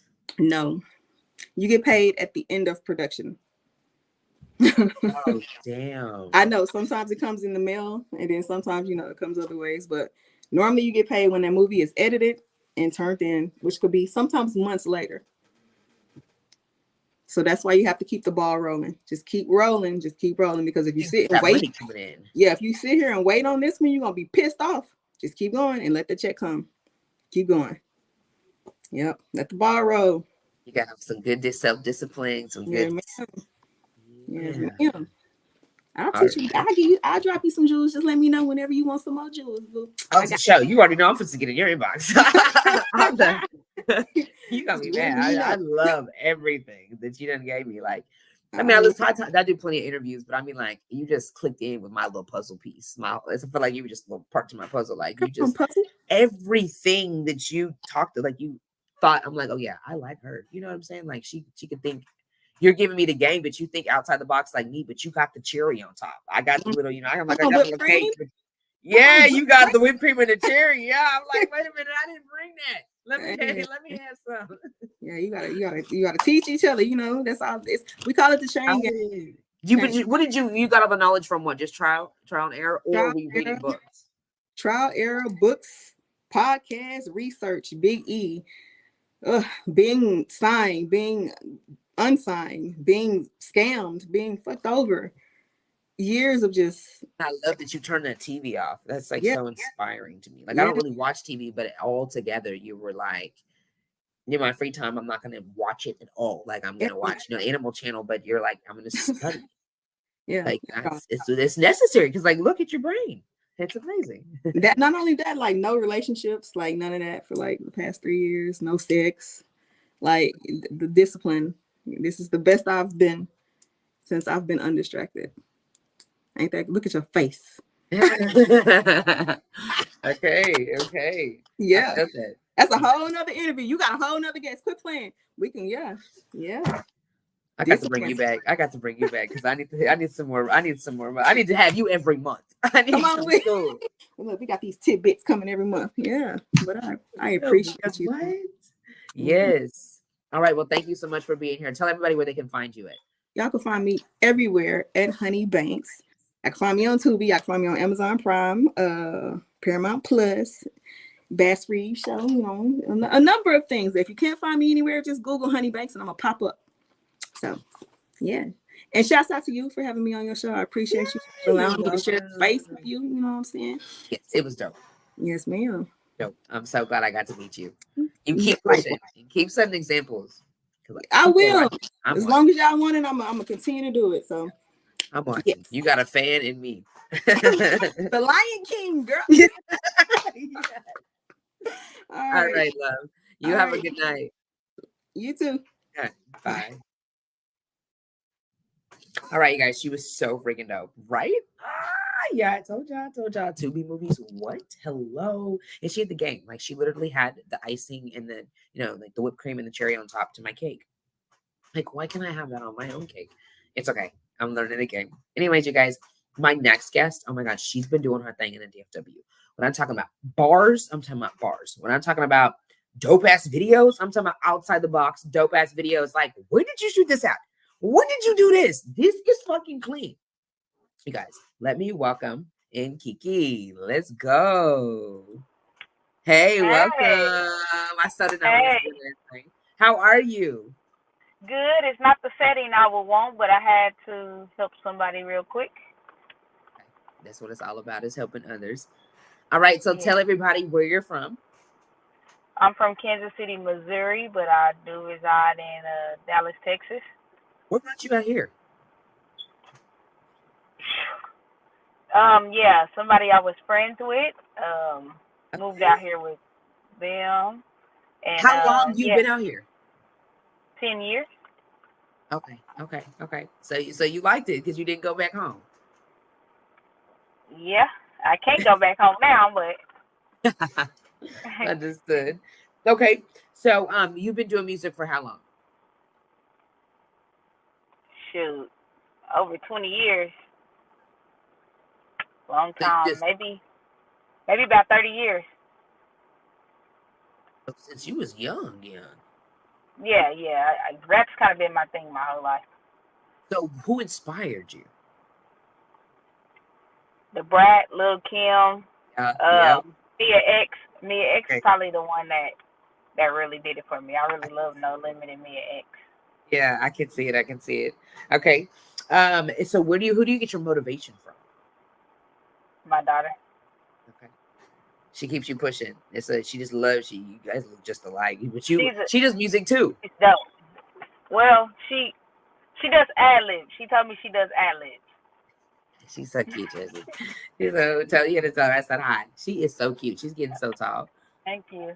Yeah, she's a trip. She's a dope soul though. Uh-huh. So she's the one that just keeps you pushing and keeps you motivated to keep going. She does. Like it's never a dull moment with her. Like every day. I've never met somebody that wakes up happy every day. Like it's strange. Even if I feel like having a bad day, she's real funny. She told me she's a comedian, so she's funny. Okay, that's dope.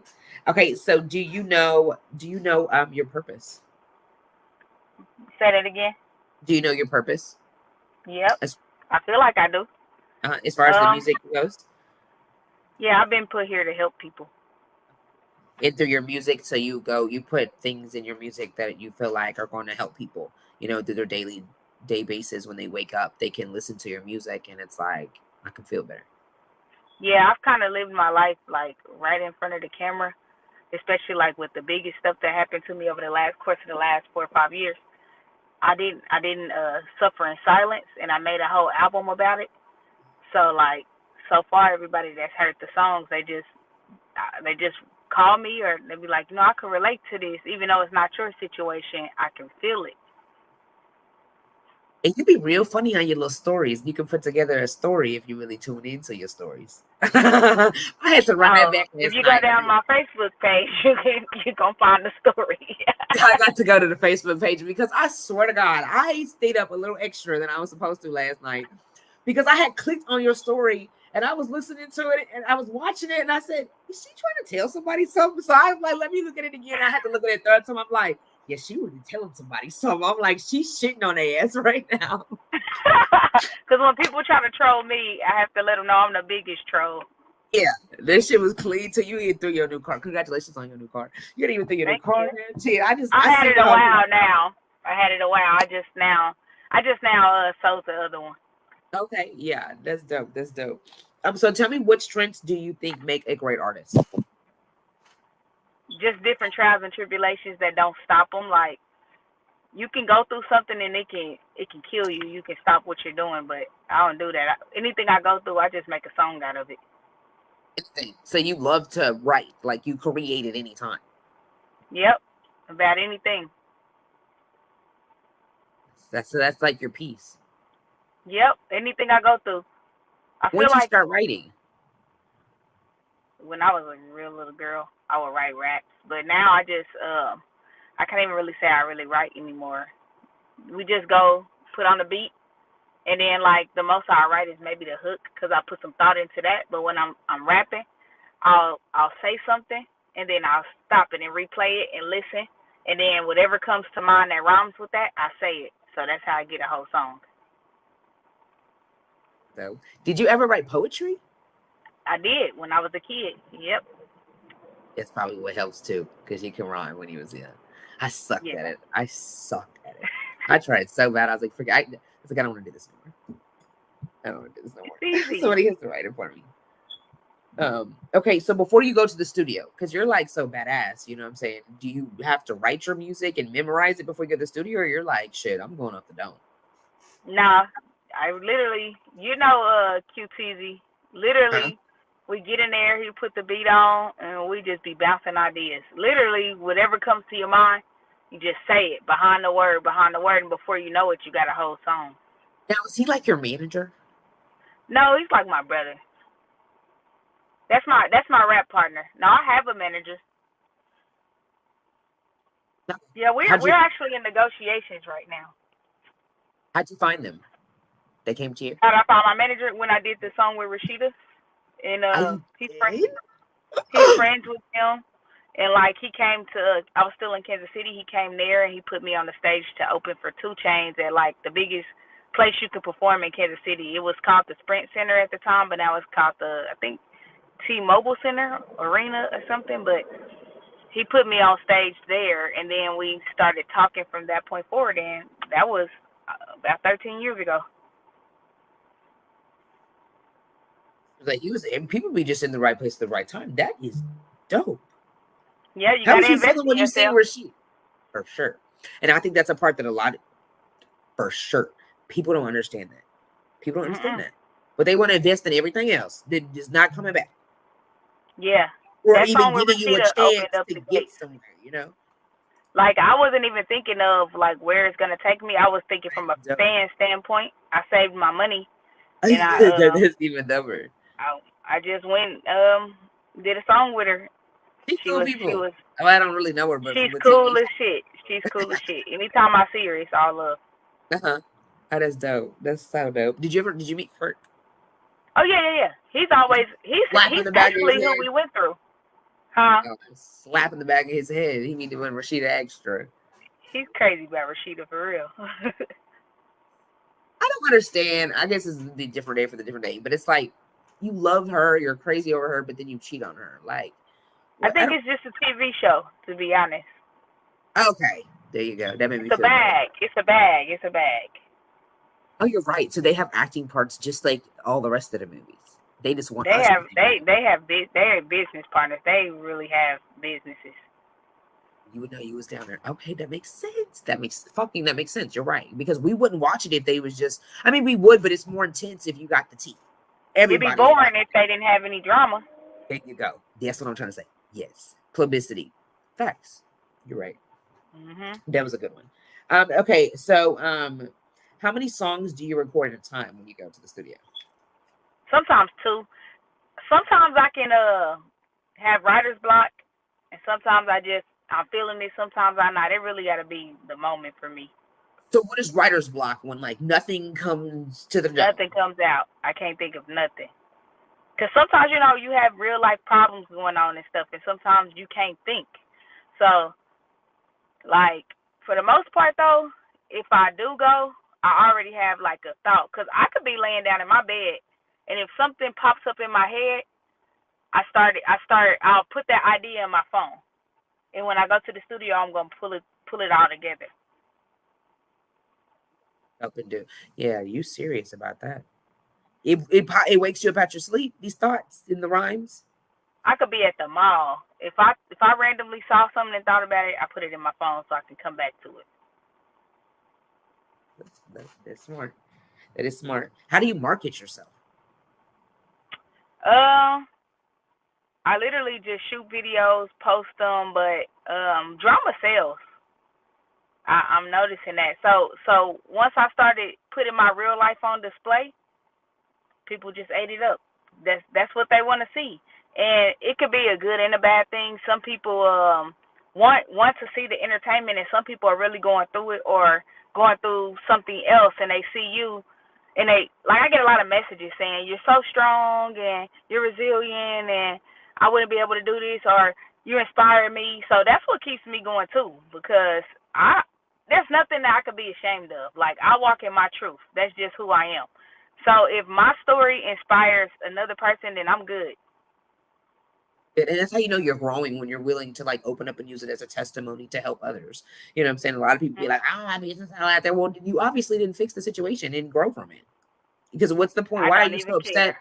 Yeah, right. Exactly. That's exactly how it's supposed to be. If you really changed your ways and you're on a different journey, like, you know what I'm saying? You're leading by example now. You're supposed to give back and help others. And some people need that as strength. They need that. Like, no one's going through this. And it's like, damn, I see her every day. She's smiling. She's beautiful. She's rapping. She's with her daughter every day. They just have the best, the best relationship in America. I never thought she would be going through what I'm going through. And it's just like, what? Exactly. I can do it. Yes. Yeah. So writer's block isn't possible. I just hop to a different track. Sometimes I can do that, because sometimes it is the beat I'm not feeling. Because me and Quinte, we like two different styles of beats. So he might like something, and I'll be like, that ain't it. But then sometimes he'll throw a verse on there, and I'll be like, oh, okay, I can hear it now. But like, y'all always go to the same studio together, like y'all studio. He record me. He record everything I do at his house. Oh, okay. He's the recorder. He record himself too. Understood. He creative. Is that like your team? Like, yes, y'all have a team. Yeah, but most of my music team is in Atlanta. So like, I really wasn't supposed to be in Dallas. I was supposed to go to Atlanta. But okay, that's exactly what I was fixing to ask you. I'm like, so how did you build there? How long were you in Atlanta to build the whole team out there? When did we go to Atlanta? It was the Rashida stuff. So once I met him, and that's where he's from, he lives in Atlanta. I used to go back and forth to Atlanta constantly. Okay. This is making sense. Okay. Because I'm like, damn, in fucking 24 hours, 48 hours, you did all of that?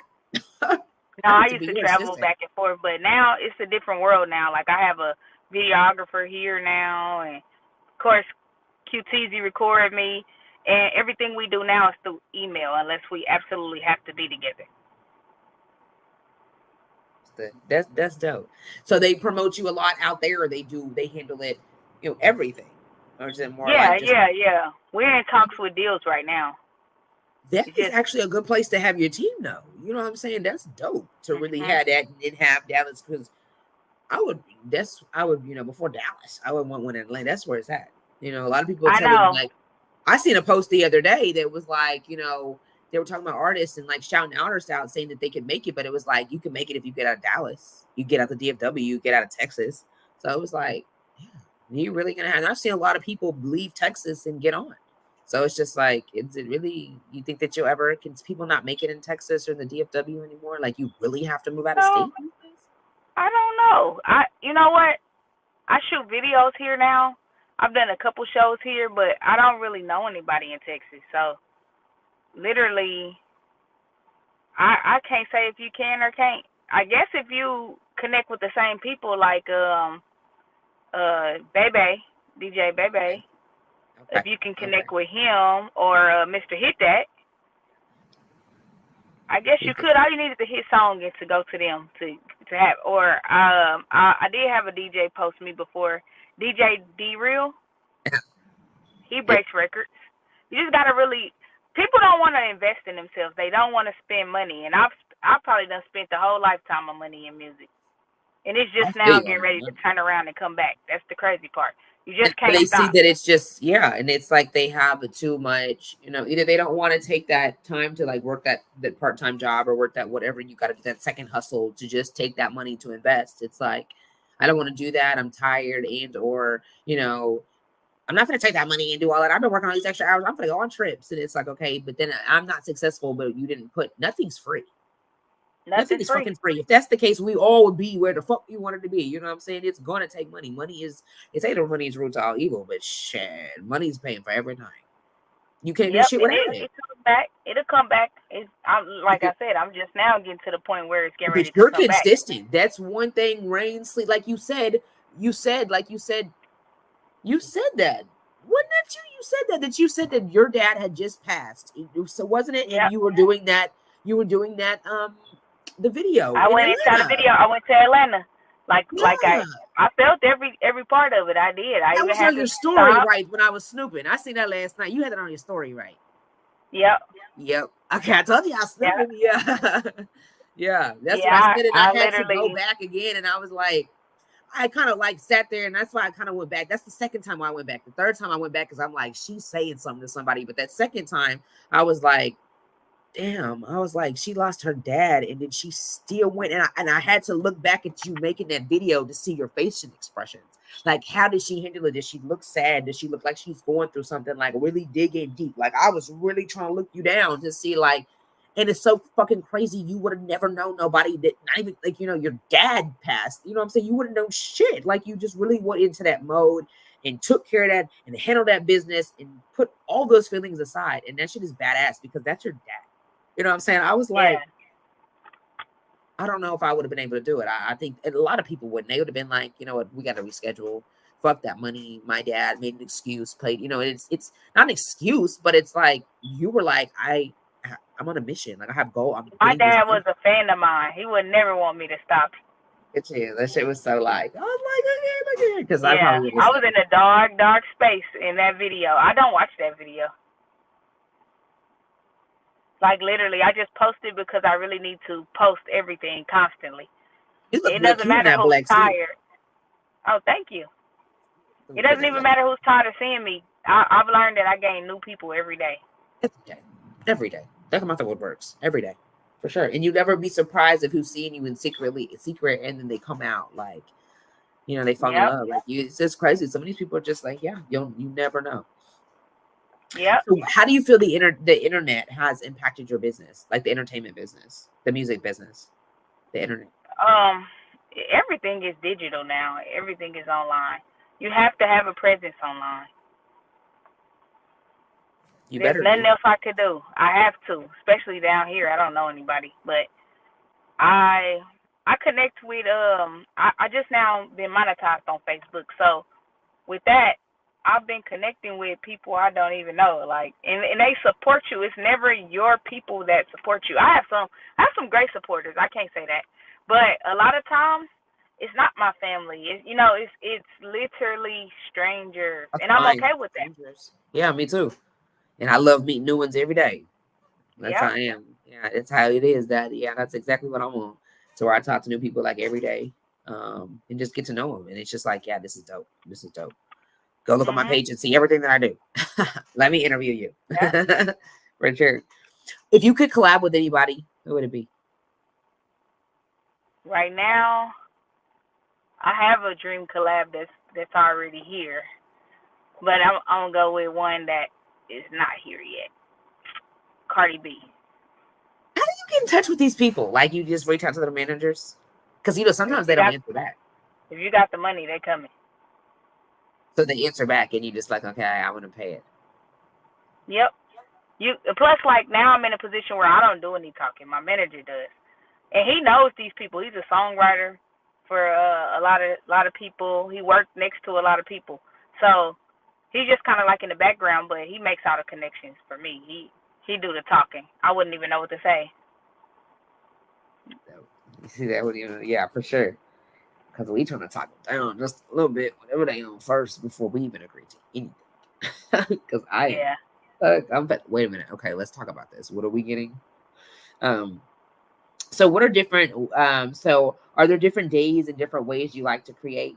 Like on Monday and Tuesdays, I only do like R&B kind of, or like on Fridays, I do gangster music. Like, how do you separate? Or it's like however I fucking feel. Whatever comes to my mind, I do it. Like, I just became a spare the moment type of rapper now. I used to overthink it and, oh, I need to think about this. I don't even think about it no Yeah, more. that's what I mean. Whatever's on my mind. People like simplicity. I'm Yeah, learning that. So I can go all day long, a million bars, but as soon as I put out something simple, they grab it.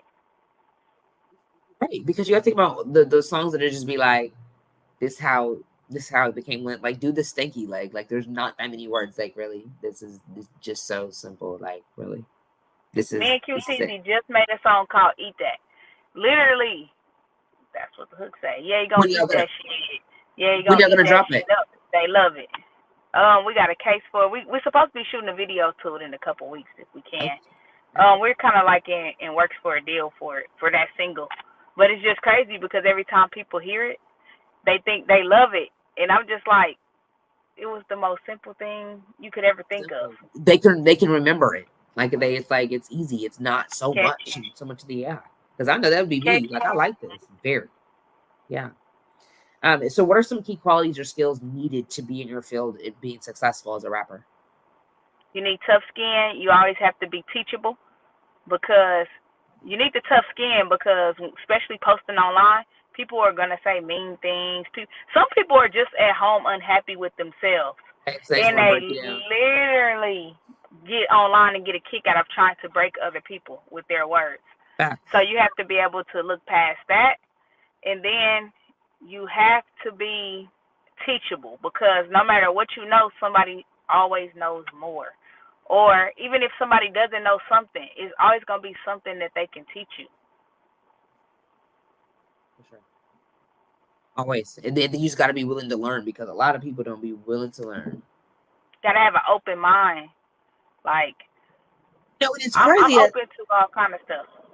Yeah, because it's crazy. A lot of people, they will talk about the fact that they want to learn and they want the help, they want the knowledge. But once you get to telling them or trying to help them or giving them ideas, then there's a lot of people that are like, they gotta come up with it. They want to last say so. But it's like, then why did you ask for help? Because it's like we trying to, and you still coming up with the same solution that you came up before you even asked me to sit here and talk to you for an hour and a half.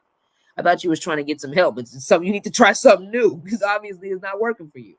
And it's a lot of people that are like, no, I'm hearing what you're saying, but I didn't come up with it, so I'm not using it. Those are not team players. I'm a team player. There's a lot of non-team Like, players. it takes a team. It takes a team to get anywhere. Hey, tell them again. It takes a team. A lot of people It takes a team. And everybody got to play their position. Everybody can't be the main position. Everybody cannot be, and that's what I love about QTZ because he says, "I'll pour into you." And he does. He pours his money. He say, "If it's gonna be you that's gonna get us out, then I'll pour into you," and that's exactly what we do. How long you been knowing him? Because him and Bloodline too. Yeah, he used to live in Kansas City. That's where I first met him at a studio I was going to when I was younger. And when I moved here 10 years ago, we had a mutual person we were hanging with, and we went to a party together. He was like, "You don't remember me," but when he started talking, I'm like, "Yeah, I do." And I went to his studio probably like a week or two later, and we've been solid ever since. He just got me a new piece, Crack Team Forever piece. So what do you like? He's your manager? No, but he's not your manager. No, that's my rap partner. Yeah, no, he's not my manager. He'll probably end up going under my manager, but that's my brother. Like, we bonded by loyalty. You got you a nice brother getting you that chain look like that. That's nice. Yeah, we into the jury thing. You seen us last time we had our chains on, but So did you get him one too? No. I have one, and then he has his own. They bigger pieces, of course, but then he got us these for like our squad. It's called the Crack Team because we feel like we dope. So it's a Crack Team Forever. I don't know how good you can see it. Yeah, I can see it. It has my name on the back. I like them. So can you share any lessons where you failed and then you turned it into a successful moment? I had a failed marriage and I turned it into an album. Fuck you, man. I No had a failed bullshit. marriage I'm too. I all didn't. for people and their marriages, but when it's time to go, you gotta know when to leave that party. Leave that party. But when I tell you the floodgates open for my blessings once I did, it's been crazy. Hello. Say that again. If you don't say that one more time, I felt all the above. I'm a And circle E on that one. All the above. I'm still an advocate for love and families and all of that. When it's with the right person, you will grow in the direction you need to. Yeah, for sure. For sure. And it will come. You just got to be, you got different, seasons. You got to go through certain things for reasons. And you just got to accept what it is and learn from it and keep moving When I forward. tell you, I thought it was the end of the world. This is when my dad died too, when I figured everything out. I thought it was the end of the world, and I just didn't know God was opening me up to a whole new world where I was supposed to be. The me today is probably the best space I ever been in. Like, literally, the music I'm creating now, after, it's been next level. The blessings that have came after is just crazy. I can't even believe it. I'm not even gonna talk as if like it's a good thing to have a failed marriage. It is not, but it's also a good thing that I have a voice now to help women who need to get out, who may be in mentally abusive marriages or physically abusive. I have a voice now. There's a lot that don't, that just stay. There's a lot that are comfortable, and there is a lot of men that cheat on their women.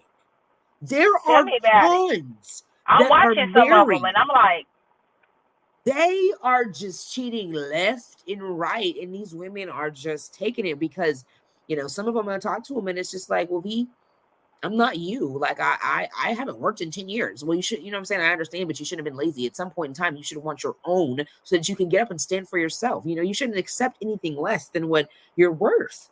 Like, you know what I'm saying? no, that would not keep me. Girl, I'm just gonna figure it out. There's a world of men out here that will treat you right. I'm not staying for no cheating. Ready to accept that. Some women are, they don't want to change. They don't want to accept that they have issues too. You know what I'm saying? And so it's like they don't want to work on themselves. So it's like people don't want to grow, and I was so uncomfortable. Like last year, I spent the whole year uncomfortable, and I realized I never want to be comfortable again. Facts. If I'm comfortable, I'm not growing. Right. I need to be kept on my little toes. Yep. I just don't want my toenail to break. I don't want to be that much on my toes. But no, for real. So, where do you see yourself in 5 years? I'll be the biggest female rapper there is. I'm gonna say that. So you think you're gonna move to Atlanta? You think you're gonna end up leaving here? I can't leave here because of that divorce and my child, but I actually don't want to leave here. I love Texas. It's really became a home for me. No matter what I went through here, I appreciate it. I do. Because you know what? I don't have family here. I got cousins here and there, or I don't have my immediate family here where my brother is here now. But I walked through my storm. My mama wasn't here for me to lean on, and it made a hell of a person out of me to not be able to lean on people. I had my cousin that, a couple people that I talked to that walked me through, but just like having your whole family somewhere and you going through something and people can pacify you and help you with your child and all that, I didn't have that. I have I built my own support system. It forced me to build my own support system out here. I created friends and family, or friends who I feel like are family. Like, I had to do that, and I'm grateful. I really am. It made a hell of a person out of me. I feel like there's nothing I can't go through now. That's dope. And it was nice that you had the willpower to keep going. Even when times got hard, it was like, I'm going to keep fucking pushing because I know what I want, I know what I deserve, and I know where I'm going, So it was nice that you just kept. And you got to remember, when people do stuff to you, that's exactly what they want. They want to see you fall. They don't want you to push through. So I'm the type of person, I'm not going to give you the satisfaction that you're looking for. So I'm going to go 10 times harder. And when I tell you, if I could say anything to my ex-husband, because I do not speak with him, I would say thank you. Thank you for all that you did to me, because it'll never happen again. I can say that. And be the fire that it lit under me, I didn't know existed. So I'm grateful. It produced some of the greatest music that when my album dropped, I'm already marking it a classic. It has every topic you can think of on there. When you dropping it? We in talks with the labels, so I can't make a move until that's all done because they're gonna drop it. So you have to be in like a contract where they basically tell you what you can and cannot do. Yep, but see, right now I just create random songs and shoot videos. So I can anything that's on my album, I kind of already set that to the side, and I'm just shooting videos now to songs that's not on there. Right. Understood. So what are some strategies you use to handle peer pressure and stress? I don't even feel like there is any peer pressure for me. I don't let anybody make me do nothing I don't want to do. Literally, I'm my own person. I don't go right because everybody's going right. I'm going left. And I wish the backlash that I got for putting my life on display as if I'm the one in the wrong has been crazy. But you know what it taught me for this So life you went I'm like live and told everything about it, like your side and his side, and well, see, yep. When I say I'm gonna tell everybody's side, and with the receipts. But the thing is, even if it was my brother, if you are wrong, you are wrong. I'm not siding up with you, but it's people that I thought loved me. But you know what it helped me do? It helped me separate everybody. I don't need everybody on my journey. So when you eliminate yourself, hey, cool. I'm glad you think that of me. And I also feel like when people turn on you so fast, it was because against he dragged my name through the mud and I didn't even know. It was pure lies, okay? But I guess it was to take the heat off of what he did to me. He had to get a head start. And then come and talk to me like it's cool, like we friends, like he didn't do nothing. Always does that. Like, that's a narcissist, and it's manipulation because you know you just drug my name, but you're going to sit right in front of me and talk to me like we friends and then lie. Oh, I didn't tell anybody that, but lie. But to me, anybody that joins forces with that person against me and believe all those lies is because they wanted to believe those lies. You want me to be struggling. You want me to be doing bad. I got a nice car because I'm trying to keep up with the Joneses. I have a chain because I'm trying to keep up with the Joneses. No. I have these things because I work every day and I bought them. I didn't buy it because I seen somebody else with it. I bought it because I wanted it. But anybody that agrees with that is because they're hating. They already been background hating. I'm not an over-the-top extravagant person, but I like nice things, and that's how I was raised, and I'm not changing for nobody. It's supposed to be like that. You fucking work for it. You know what I'm saying? Like, I work every I'm day. not working to pay bills and, I'm just about to pay bills and die. No, if I want that BMW, Benz, Lexus, whatever it is I want, I'm going to get it. If I want to dress nice, I'm going to do that. Yes, I'm going to pay my bills first and have a savings, but I'm doing it for me because I want to. You see how hard, yeah. People do too much. And why are you in my business anyways? You need to find something to do because obviously you're not happy. Because what the fuck do I have to do with you? I'm not even paying you to know my business. Like, it's just like, why do I? That's how you know you popping. That's when you know you're doing something right. Because it's especially like, when you're married to somebody that hates on it. And it's like, damn, I didn't know you hated me all this time. I was elevating you. So all this time you hated me. Did you ask to leave? I left. I went and got an apartment. He kept on bringing up how he wanted an apartment and all that. He couldn't get one. I went and got one. Peace. Yep. See you later, alligator. Ain't look back. Not going to. But yeah, that's what's wrong. He mad. Yeah, he's mad because you can be, yeah. And he's still out there trying to figure it out. Mm-hmm. So how do you handle setbacks? I don't really call them setbacks. I call it just a new road. I take that setback and I just create a new path. I don't fall backwards. I keep going. So if I was going straight and then a curve came, oh well shoot, we gonna just recreate the path and we gonna go with the curve. We're going with the flow. Yeah, I like that. The storms are gonna come. Adjust yourself. Thanks. I like that. Say that one more time. Run that back one more time. Yeah, the storms are gonna come. It's life. It's inevitable. But you gotta adjust yourself. You can't sit in the boat and wonder what to do next or how this happened, you just adjust the cell. Say it happened. I can't do nothing about it. If you can't change it, don't stress about it.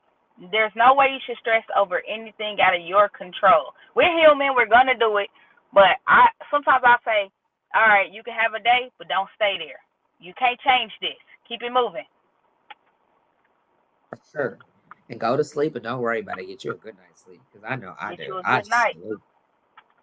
What's the most rewarding aspect of being a rapper, a female artist?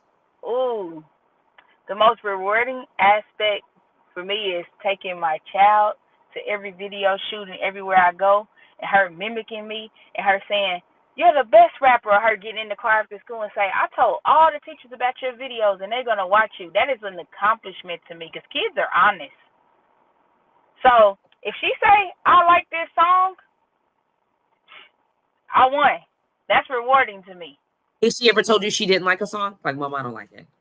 She'll tell me if she don't like it. Yeah. She'll be like, that's not the one. And I roll with it. All right. She said, Okay, I was about to say, do you roll with her, or do you like, girl, this the one? I've been doing this for I might 2 days. keep it, though, because some people will be like, "Oh, she tripping. That's the one." Because, everybody got different ears, but I really pay attention when she say something is good. She got good taste in music. She put me up on all kinds of music.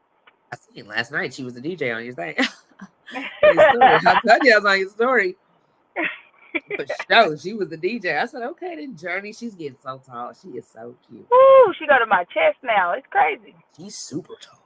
She's intelligent, though. I never wanted to be a mom, but now that I am, it's just so cool. She's model, cool. Huh? Is she a model? She does some modeling. She tells me she want to be a comedian now. I just really go with whatever she wants to do. Whatever she says she's into, I just try to push for it. For sure. And that's super dope. What do you have to say for your fans? Or what do you have to say to your fans? Just know that I love my fans, because without them, I really wouldn't make it. But more or less, I feel like it's an opportunity to put something in somebody's ear that could help them. Like, we can just say we're just rappers, we're not role models, we're not this, we're not that. But honestly, I don't do nothing in my life without music. I'm listening to music. 99% of the people on earth listen to music all day. When you at the gym, sometimes you're at work, because I work with music in my ear. Everything you do, you're driving in your car, you're listening to music. Music. You're sure. Music makes the world go around. So I really want to be the voice of people, not just women, not just men, the people. Yeah. And it's dope that you're having you're starting with your daughter too, as far as her going to school and introducing to the kids, because they're the future. So they're going home, and if they like the song, they're playing it and then introducing it to their mom and their grandma. Them kids work their parents. Like, Mom, listen to the song again. Listen to the song again. So that's a wonderful move going through your daughter and having her and she going to school and talking about it. Mm-hmm. For sure. I like she does. that.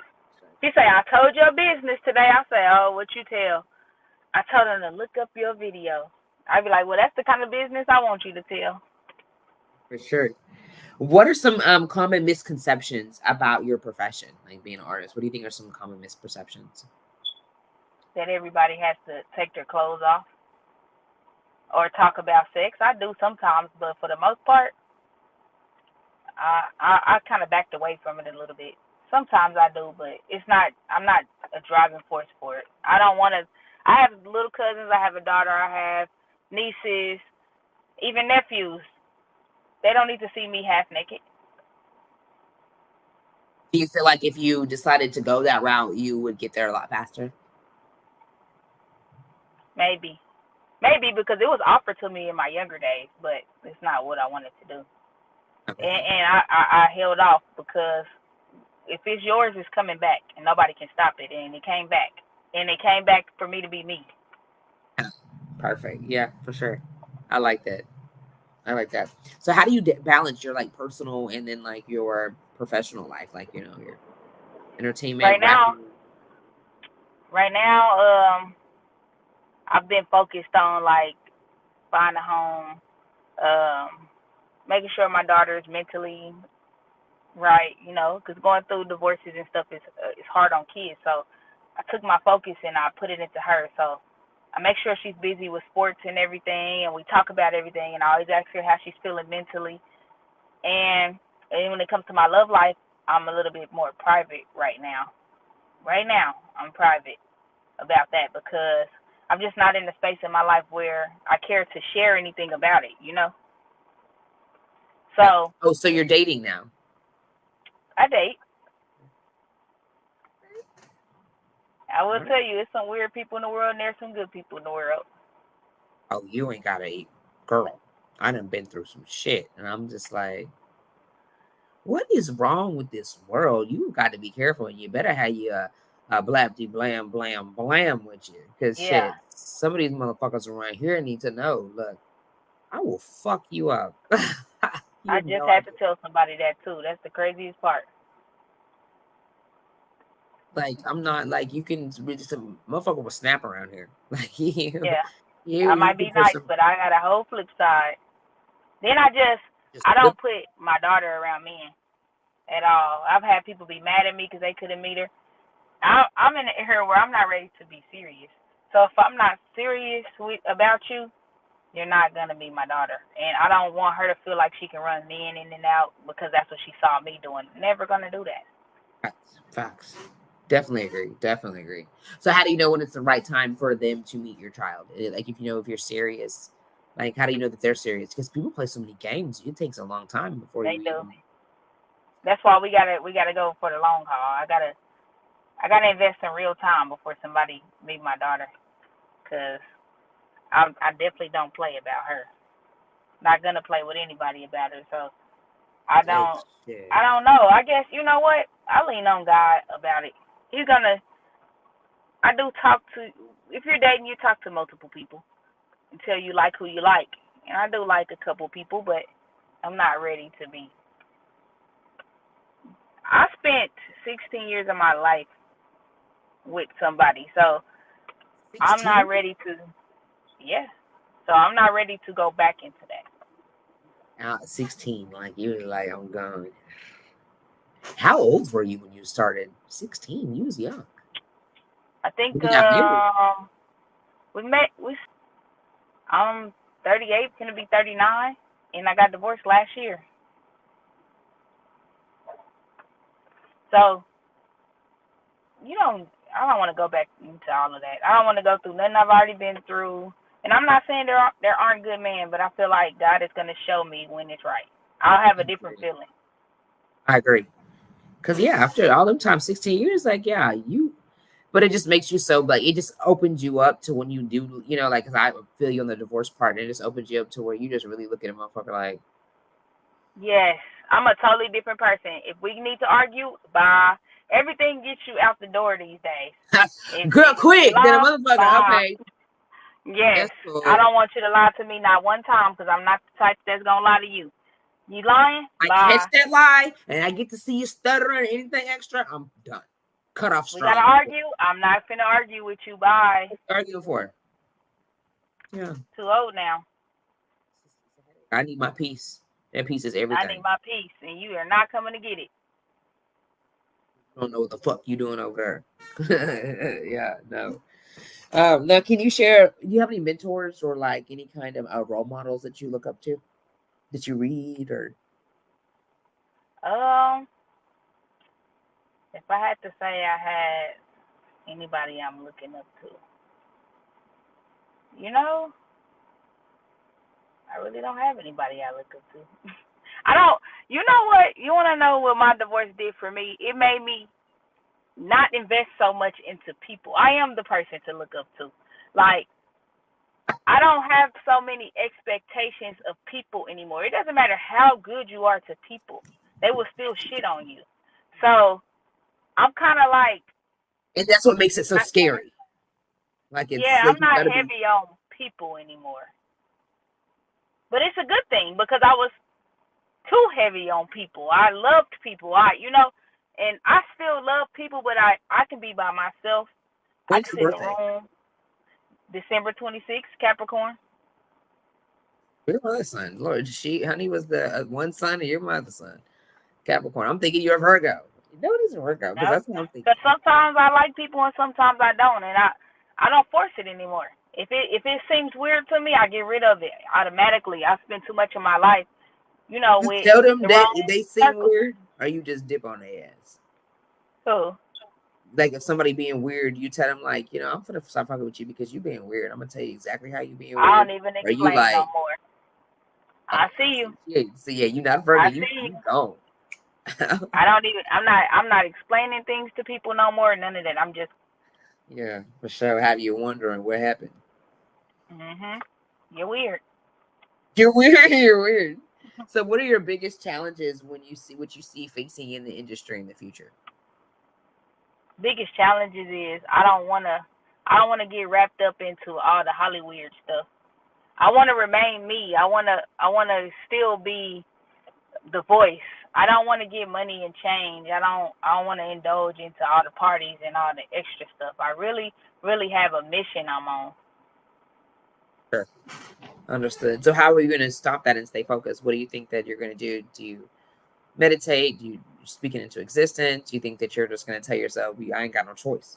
Like, Keep talking to God and tell myself I don't have a choice. I'm too old. I'm too old for the glitz and the glamour now. It's all business with me now. as it should be. Yeah, for sure. If it was all the rest of the extra, it means you definitely weren't growing. You know what I'm saying? That growth is, what you're on right now. At a certain time, it's like it's all business. I did that. Because the wrong move is, what I'm saying, we in our prime, we up there now. We can't be doing nothing extra and oops, we got kids and every motherfucking thing. No. Yep, I got somebody depending on me. Yeah. So what's the most exciting project you have going on right now? Like what's one that you have and what's one you got coming up? The most exciting project will be when my album drop. I'm like so excited for the world to hear it. It's gonna be so different. And then just the negotiations and stuff. Like But you don't know my when it life is drops gonna though. change. It's gonna change forever, and when it changes, I just want to be ready. So I just been enjoying my peace right now, cause it's definitely, how you can go to the mall now. That changes. Yes. Sure does. People see you in person. Do people come and like see you now? Like when you go places and they stop you and be like, "Hey, girl, I see you from Facebook. I seen you rapping." I've had people come up to me, especially if I'm at home. You know what? I remember being at Chuck E. Cheese, and a lady came up to me and she was like, "Oh my God, I love your music and all of this stuff." And she asked me for a picture, and I took it, and then I accepted her friend request on Facebook, and she passed away.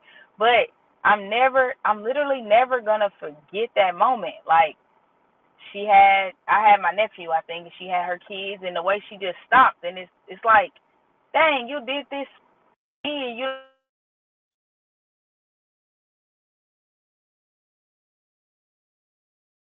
Oh, hold on. Okay, let's see. I can't hear you. Let me see.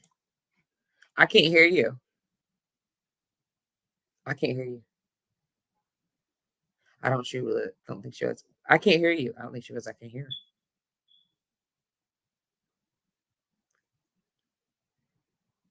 her. I wonder if she got it on mute. Am I tripping? Let's see. I can't hear you. Let me see if I can post it.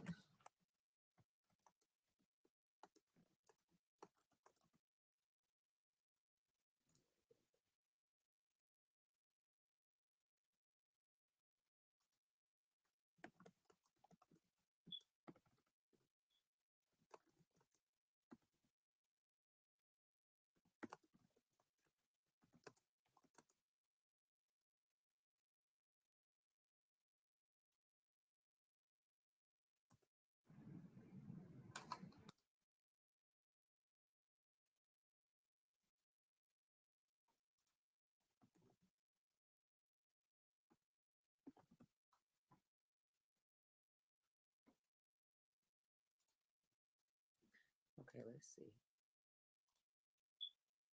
All right, guys. We're gonna see if she can get it back in. Let me see if we can add it to the stage.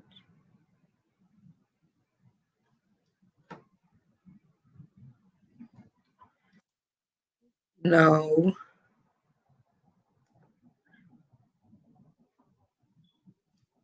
We fixing to see. Yeah, these have been 2 dope special guests. I'm trying to tell you. I told you this is a show to be a part of. Okay, here we go. Me? There we go. Okay. Now I was saying I would like to really be a safe space for people, and I want to be like an advocate for mental health and everything, because I feel like I don't want to be a celebrity for mansions and cars and money. I really want to get out here and help people. So I just want to be a safe space for people who don't have one. Mental health That's is sweet. a real thing, and people don't have safe spaces because even if it's your family, like they're gonna talk about you, or Always. They always got something to say. yeah. And I became a safe space for a lot of people, so that's just what I'm after. That's just what I want to do. So how do you have like your goals and like your plans all set out on how you're going to achieve it to get there? I just You're doing going to do it like whatever through your God. I music? just been doing what God through my music. I've been doing whatever God places on my heart. I can't even lie. I don't even have a plan for life right now. I literally just wing it. Whatever's on my heart to do, I do it in that moment. I don't overthink it, because Either I had like a lot of deaths in my life in the last maybe 7 or 8 years, and this year alone, last year I lost 2 friends who left kids behind. I lost my grandma. I lost a cousin who left kids behind. So now I'm just like, I don't overthink too much. Whatever I'm trying to do, I just do it. right. That's how it's supposed to be, and let God do the rest. Hmm. As long as you do your part, you always got to do your part. Everybody else, you got to make sure. Because a lot of people be like, I left it to God, but you got to do your part. You can't Yep. just sit on your ass now. Yep. We're excited tapping Absolutely. in. Hey, Queen V and guest. Hey, you got to do your part. Now, how do you stay consistent? Like you have so much going on in life, you do a whole bunch of Um, different things. it takes discipline. Like, my days pretty much go the same every day. I know I'm gonna wake up and go to work.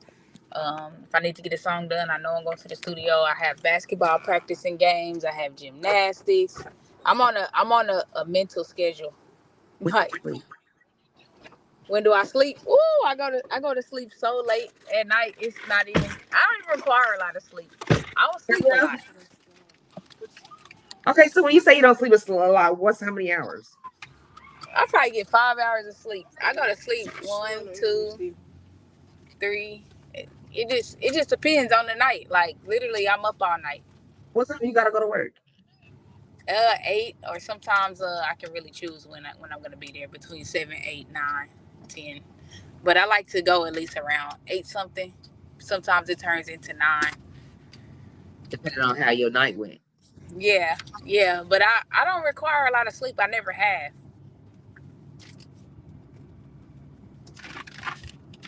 Really? What makes you just pop up? You eat good food. You eat your vegetables.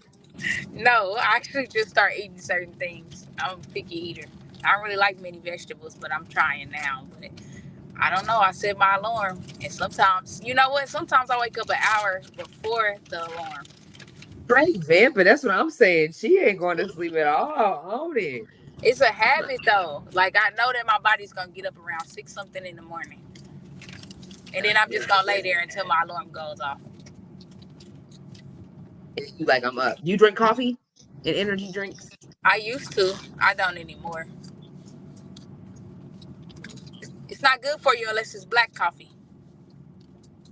So what does the coffee do to you? What does it do to you? I heard it because it can't start our growth anymore. Aren't we like grown? I just think when you put all the sugars and everything in it, it's not healthy. But Yeah, it'll for sure. energize you if you drink it black. But it actually stains your teeth and stuff. And I'm so big on my teeth, I just let it go. Oh, the I teeth drink that. it here, So right. here and there. He's the vamp life too.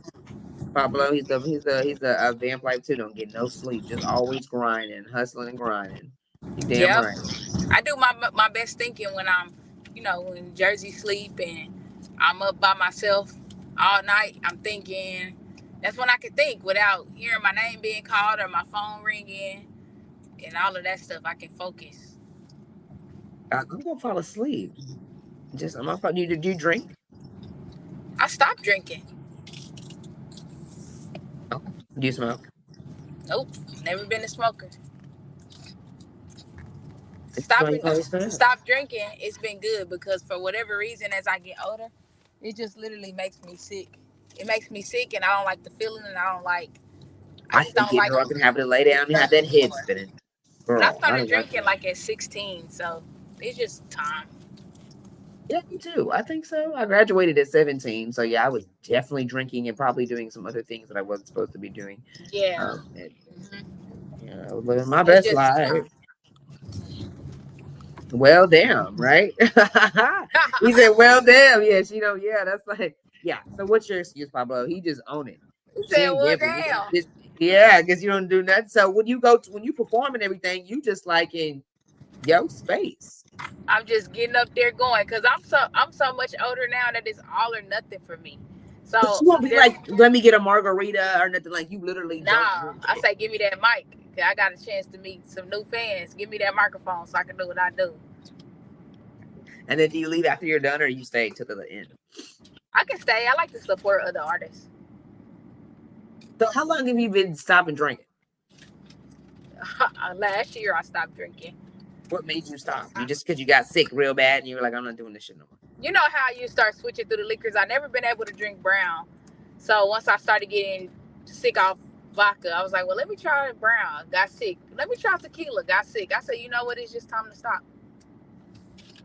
Because after so many times you throwing up, look, man. Yeah, it could be like the smallest drink I have and it'll ruin my whole life. I can sleep a whole day. Like, so I just figured I'm just gonna do nothing. Because something right, it's not supposed to go like that. Yeah, no. You know, as you age, your body changes. And it's fucking you sure fucking right. Because I can't drink as much as I used to neither. After about one shot, I'm good. I'm good. I think I'm kind of like you. I'm at I already know my limits. Can I get one margarita, one shot? I don't want shit for the rest of the night. Why? Why you want it? Because I don't want you to take another shot. No. Because I want to wake up tomorrow without a headache. I got shit to do. I hate the fact of being sick and having to lay in the bed all day. You like look at the time and it's like I wasted 6 motherfucking hours because I decided to consume too much alcohol yesterday, and now I didn't do shit with my day. Like I can't even have wine. Like I went to have crawfish with my bro the day before Mother's Day, and they talked me into having like some Japanese wine. I didn't even drink the whole bottle by myself. It looked like a beer bottle, but it was Japanese wine, not sake. So you didn't drink it? Some. Oh, you did? And I slept through Mother's Day. See, I was to tell you, I don't like that wine. He said, I'm gonna out drink a fish. I'm gonna out drink a fish. Wine. I can't drink no wine. You drink wine? No. You drink wine? I'm talking about, he gonna out drink a fish. You probably drink anything. That's how it was when I was younger. I can't do it no more. I used to drink back in the day. I used to drink, I had a wild life. Like, literally. So do you think that you maybe have a messed up stomach now? Nope, I don't even think that my stomach's messed up. I just think that my body's just rejecting it because, like, now I like different foods that I never liked before. I like mushrooms. It's so random. I hate mushrooms, but I like them now. So, like, I just think every so often your body changes and your taste bud changes. And I think liquor just was out on this round. That's dope. I like that. I definitely agree because I like tomatoes now, and I ain't said I never liked tomatoes. But I'll eat me some tomatoes with some vegan eggs. Vegan eggs? You vegan? I'm pescatarian, but we only eat seafood. I don't eat the chicken. Yeah, that's mostly how I am, though. I really, like, I don't even be knowing what to eat. I think I'll be eating because I got lips. Like, literally, I don't crave food or nothing. I'll be like, I don't know what to eat today because I don't really eat all that stuff no more. And I'm starting to really not care for chicken anymore. But I don't eat chicken. But I love me some, like, crab legs, salmon. Yeah, salmon. I love salmon. I just fried, and then I eat tuna steaks. I eat tuna, so tuna steak. Oh my gosh! I just fried me some tuna steaks last night and some salmon, fried it with some asparagus and some spinach on the side. Talk about a good night's sleep and some energy in the morning. Yeah, I hate okra and don't even think I'll ever like them. Oh yeah, I don't eat okra. I love okra, fried okra. From Chicken Express, that shit is so disgusting. No, I'm not from Chicken Express. You can fry them yourself. Yeah, I didn't even think about that. What is this? What you say? Oh, yeah, that's just somebody from what app? You gotta hide that. I don't know what that was like, what? I hate when I'm applying for something or something, and as soon as they say, yeah, write me on WhatsApp. Never mind. Anything that needs to be done on WhatsApp. And the Google, what is it, girl? The Google Hangouts. Have you had the one where they tell you to get on Google Hangouts and go add? You want me to go add the person that's supposed to be interviewing me and tell them I'm here for an interview? Like, come on now. They don't have no business doing. Yeah, I'm not doing none of that. I'll be like, never mind. I just don't even want to apply no more. Yeah, I don't even respond back because you're wasting my motherfucking time. I need to find me a job ASAP. The fuck? You playing with a nigga? And it ain't on WhatsApp. For sure. If I have to do any of this extra, this is not it. And you playing with me. Okay, so before we get out of here, do you have any business plans that you got coming up besides your CD dropping? Business plans. Or your album. Yeah, I have a business outside of music, like to rehab homes and flip homes. So I'm kind of investing into that too. Okay, that's dope. Tell me more. Tell me a little bit more. Basically, me and my brother, we had started a business while he was locked up. So want to start just finding properties and fixing them up.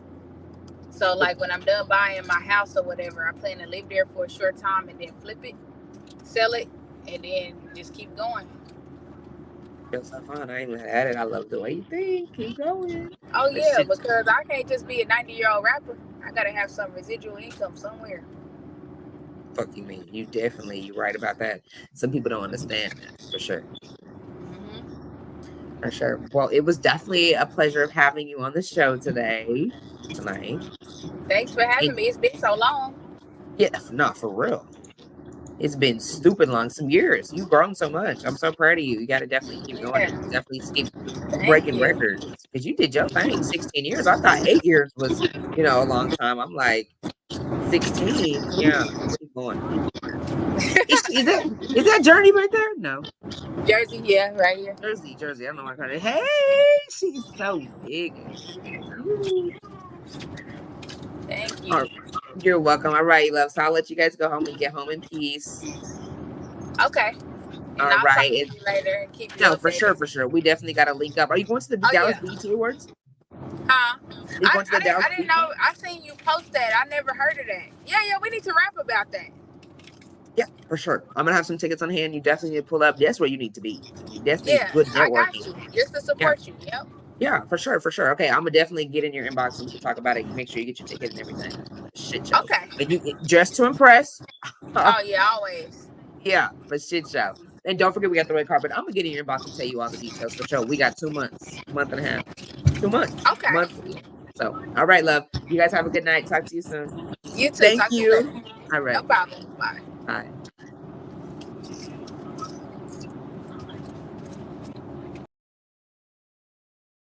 Right, you guys, that was a super dope show. Okay, these women were super bomb. I told y'all. I fucking told y'all. Yes, don't forget. I am a notary, so if you need a notary, I'm gonna definitely pull up. I also sell all natural weight loss products. So I could definitely freaking help you. I make flyers and logos. You know what I'm saying?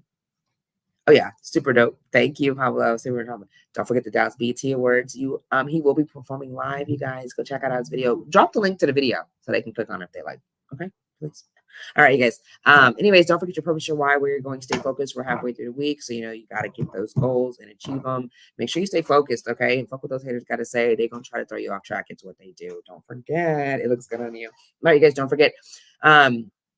June, is it already? It's already fucking June 12th, you guys. I have 2 dope special guests. It's definitely going down. You guys stay tuned. 8 p.m. to 10 p.m. It's definitely going up and it's fucking stuck. Hey, friend. Hey. And it's up. Okay, and it's stuck. I'm gonna go eat my salmon and my fucking spinach. You know what I'm saying? I gotta hit the gym in the morning. I got goals.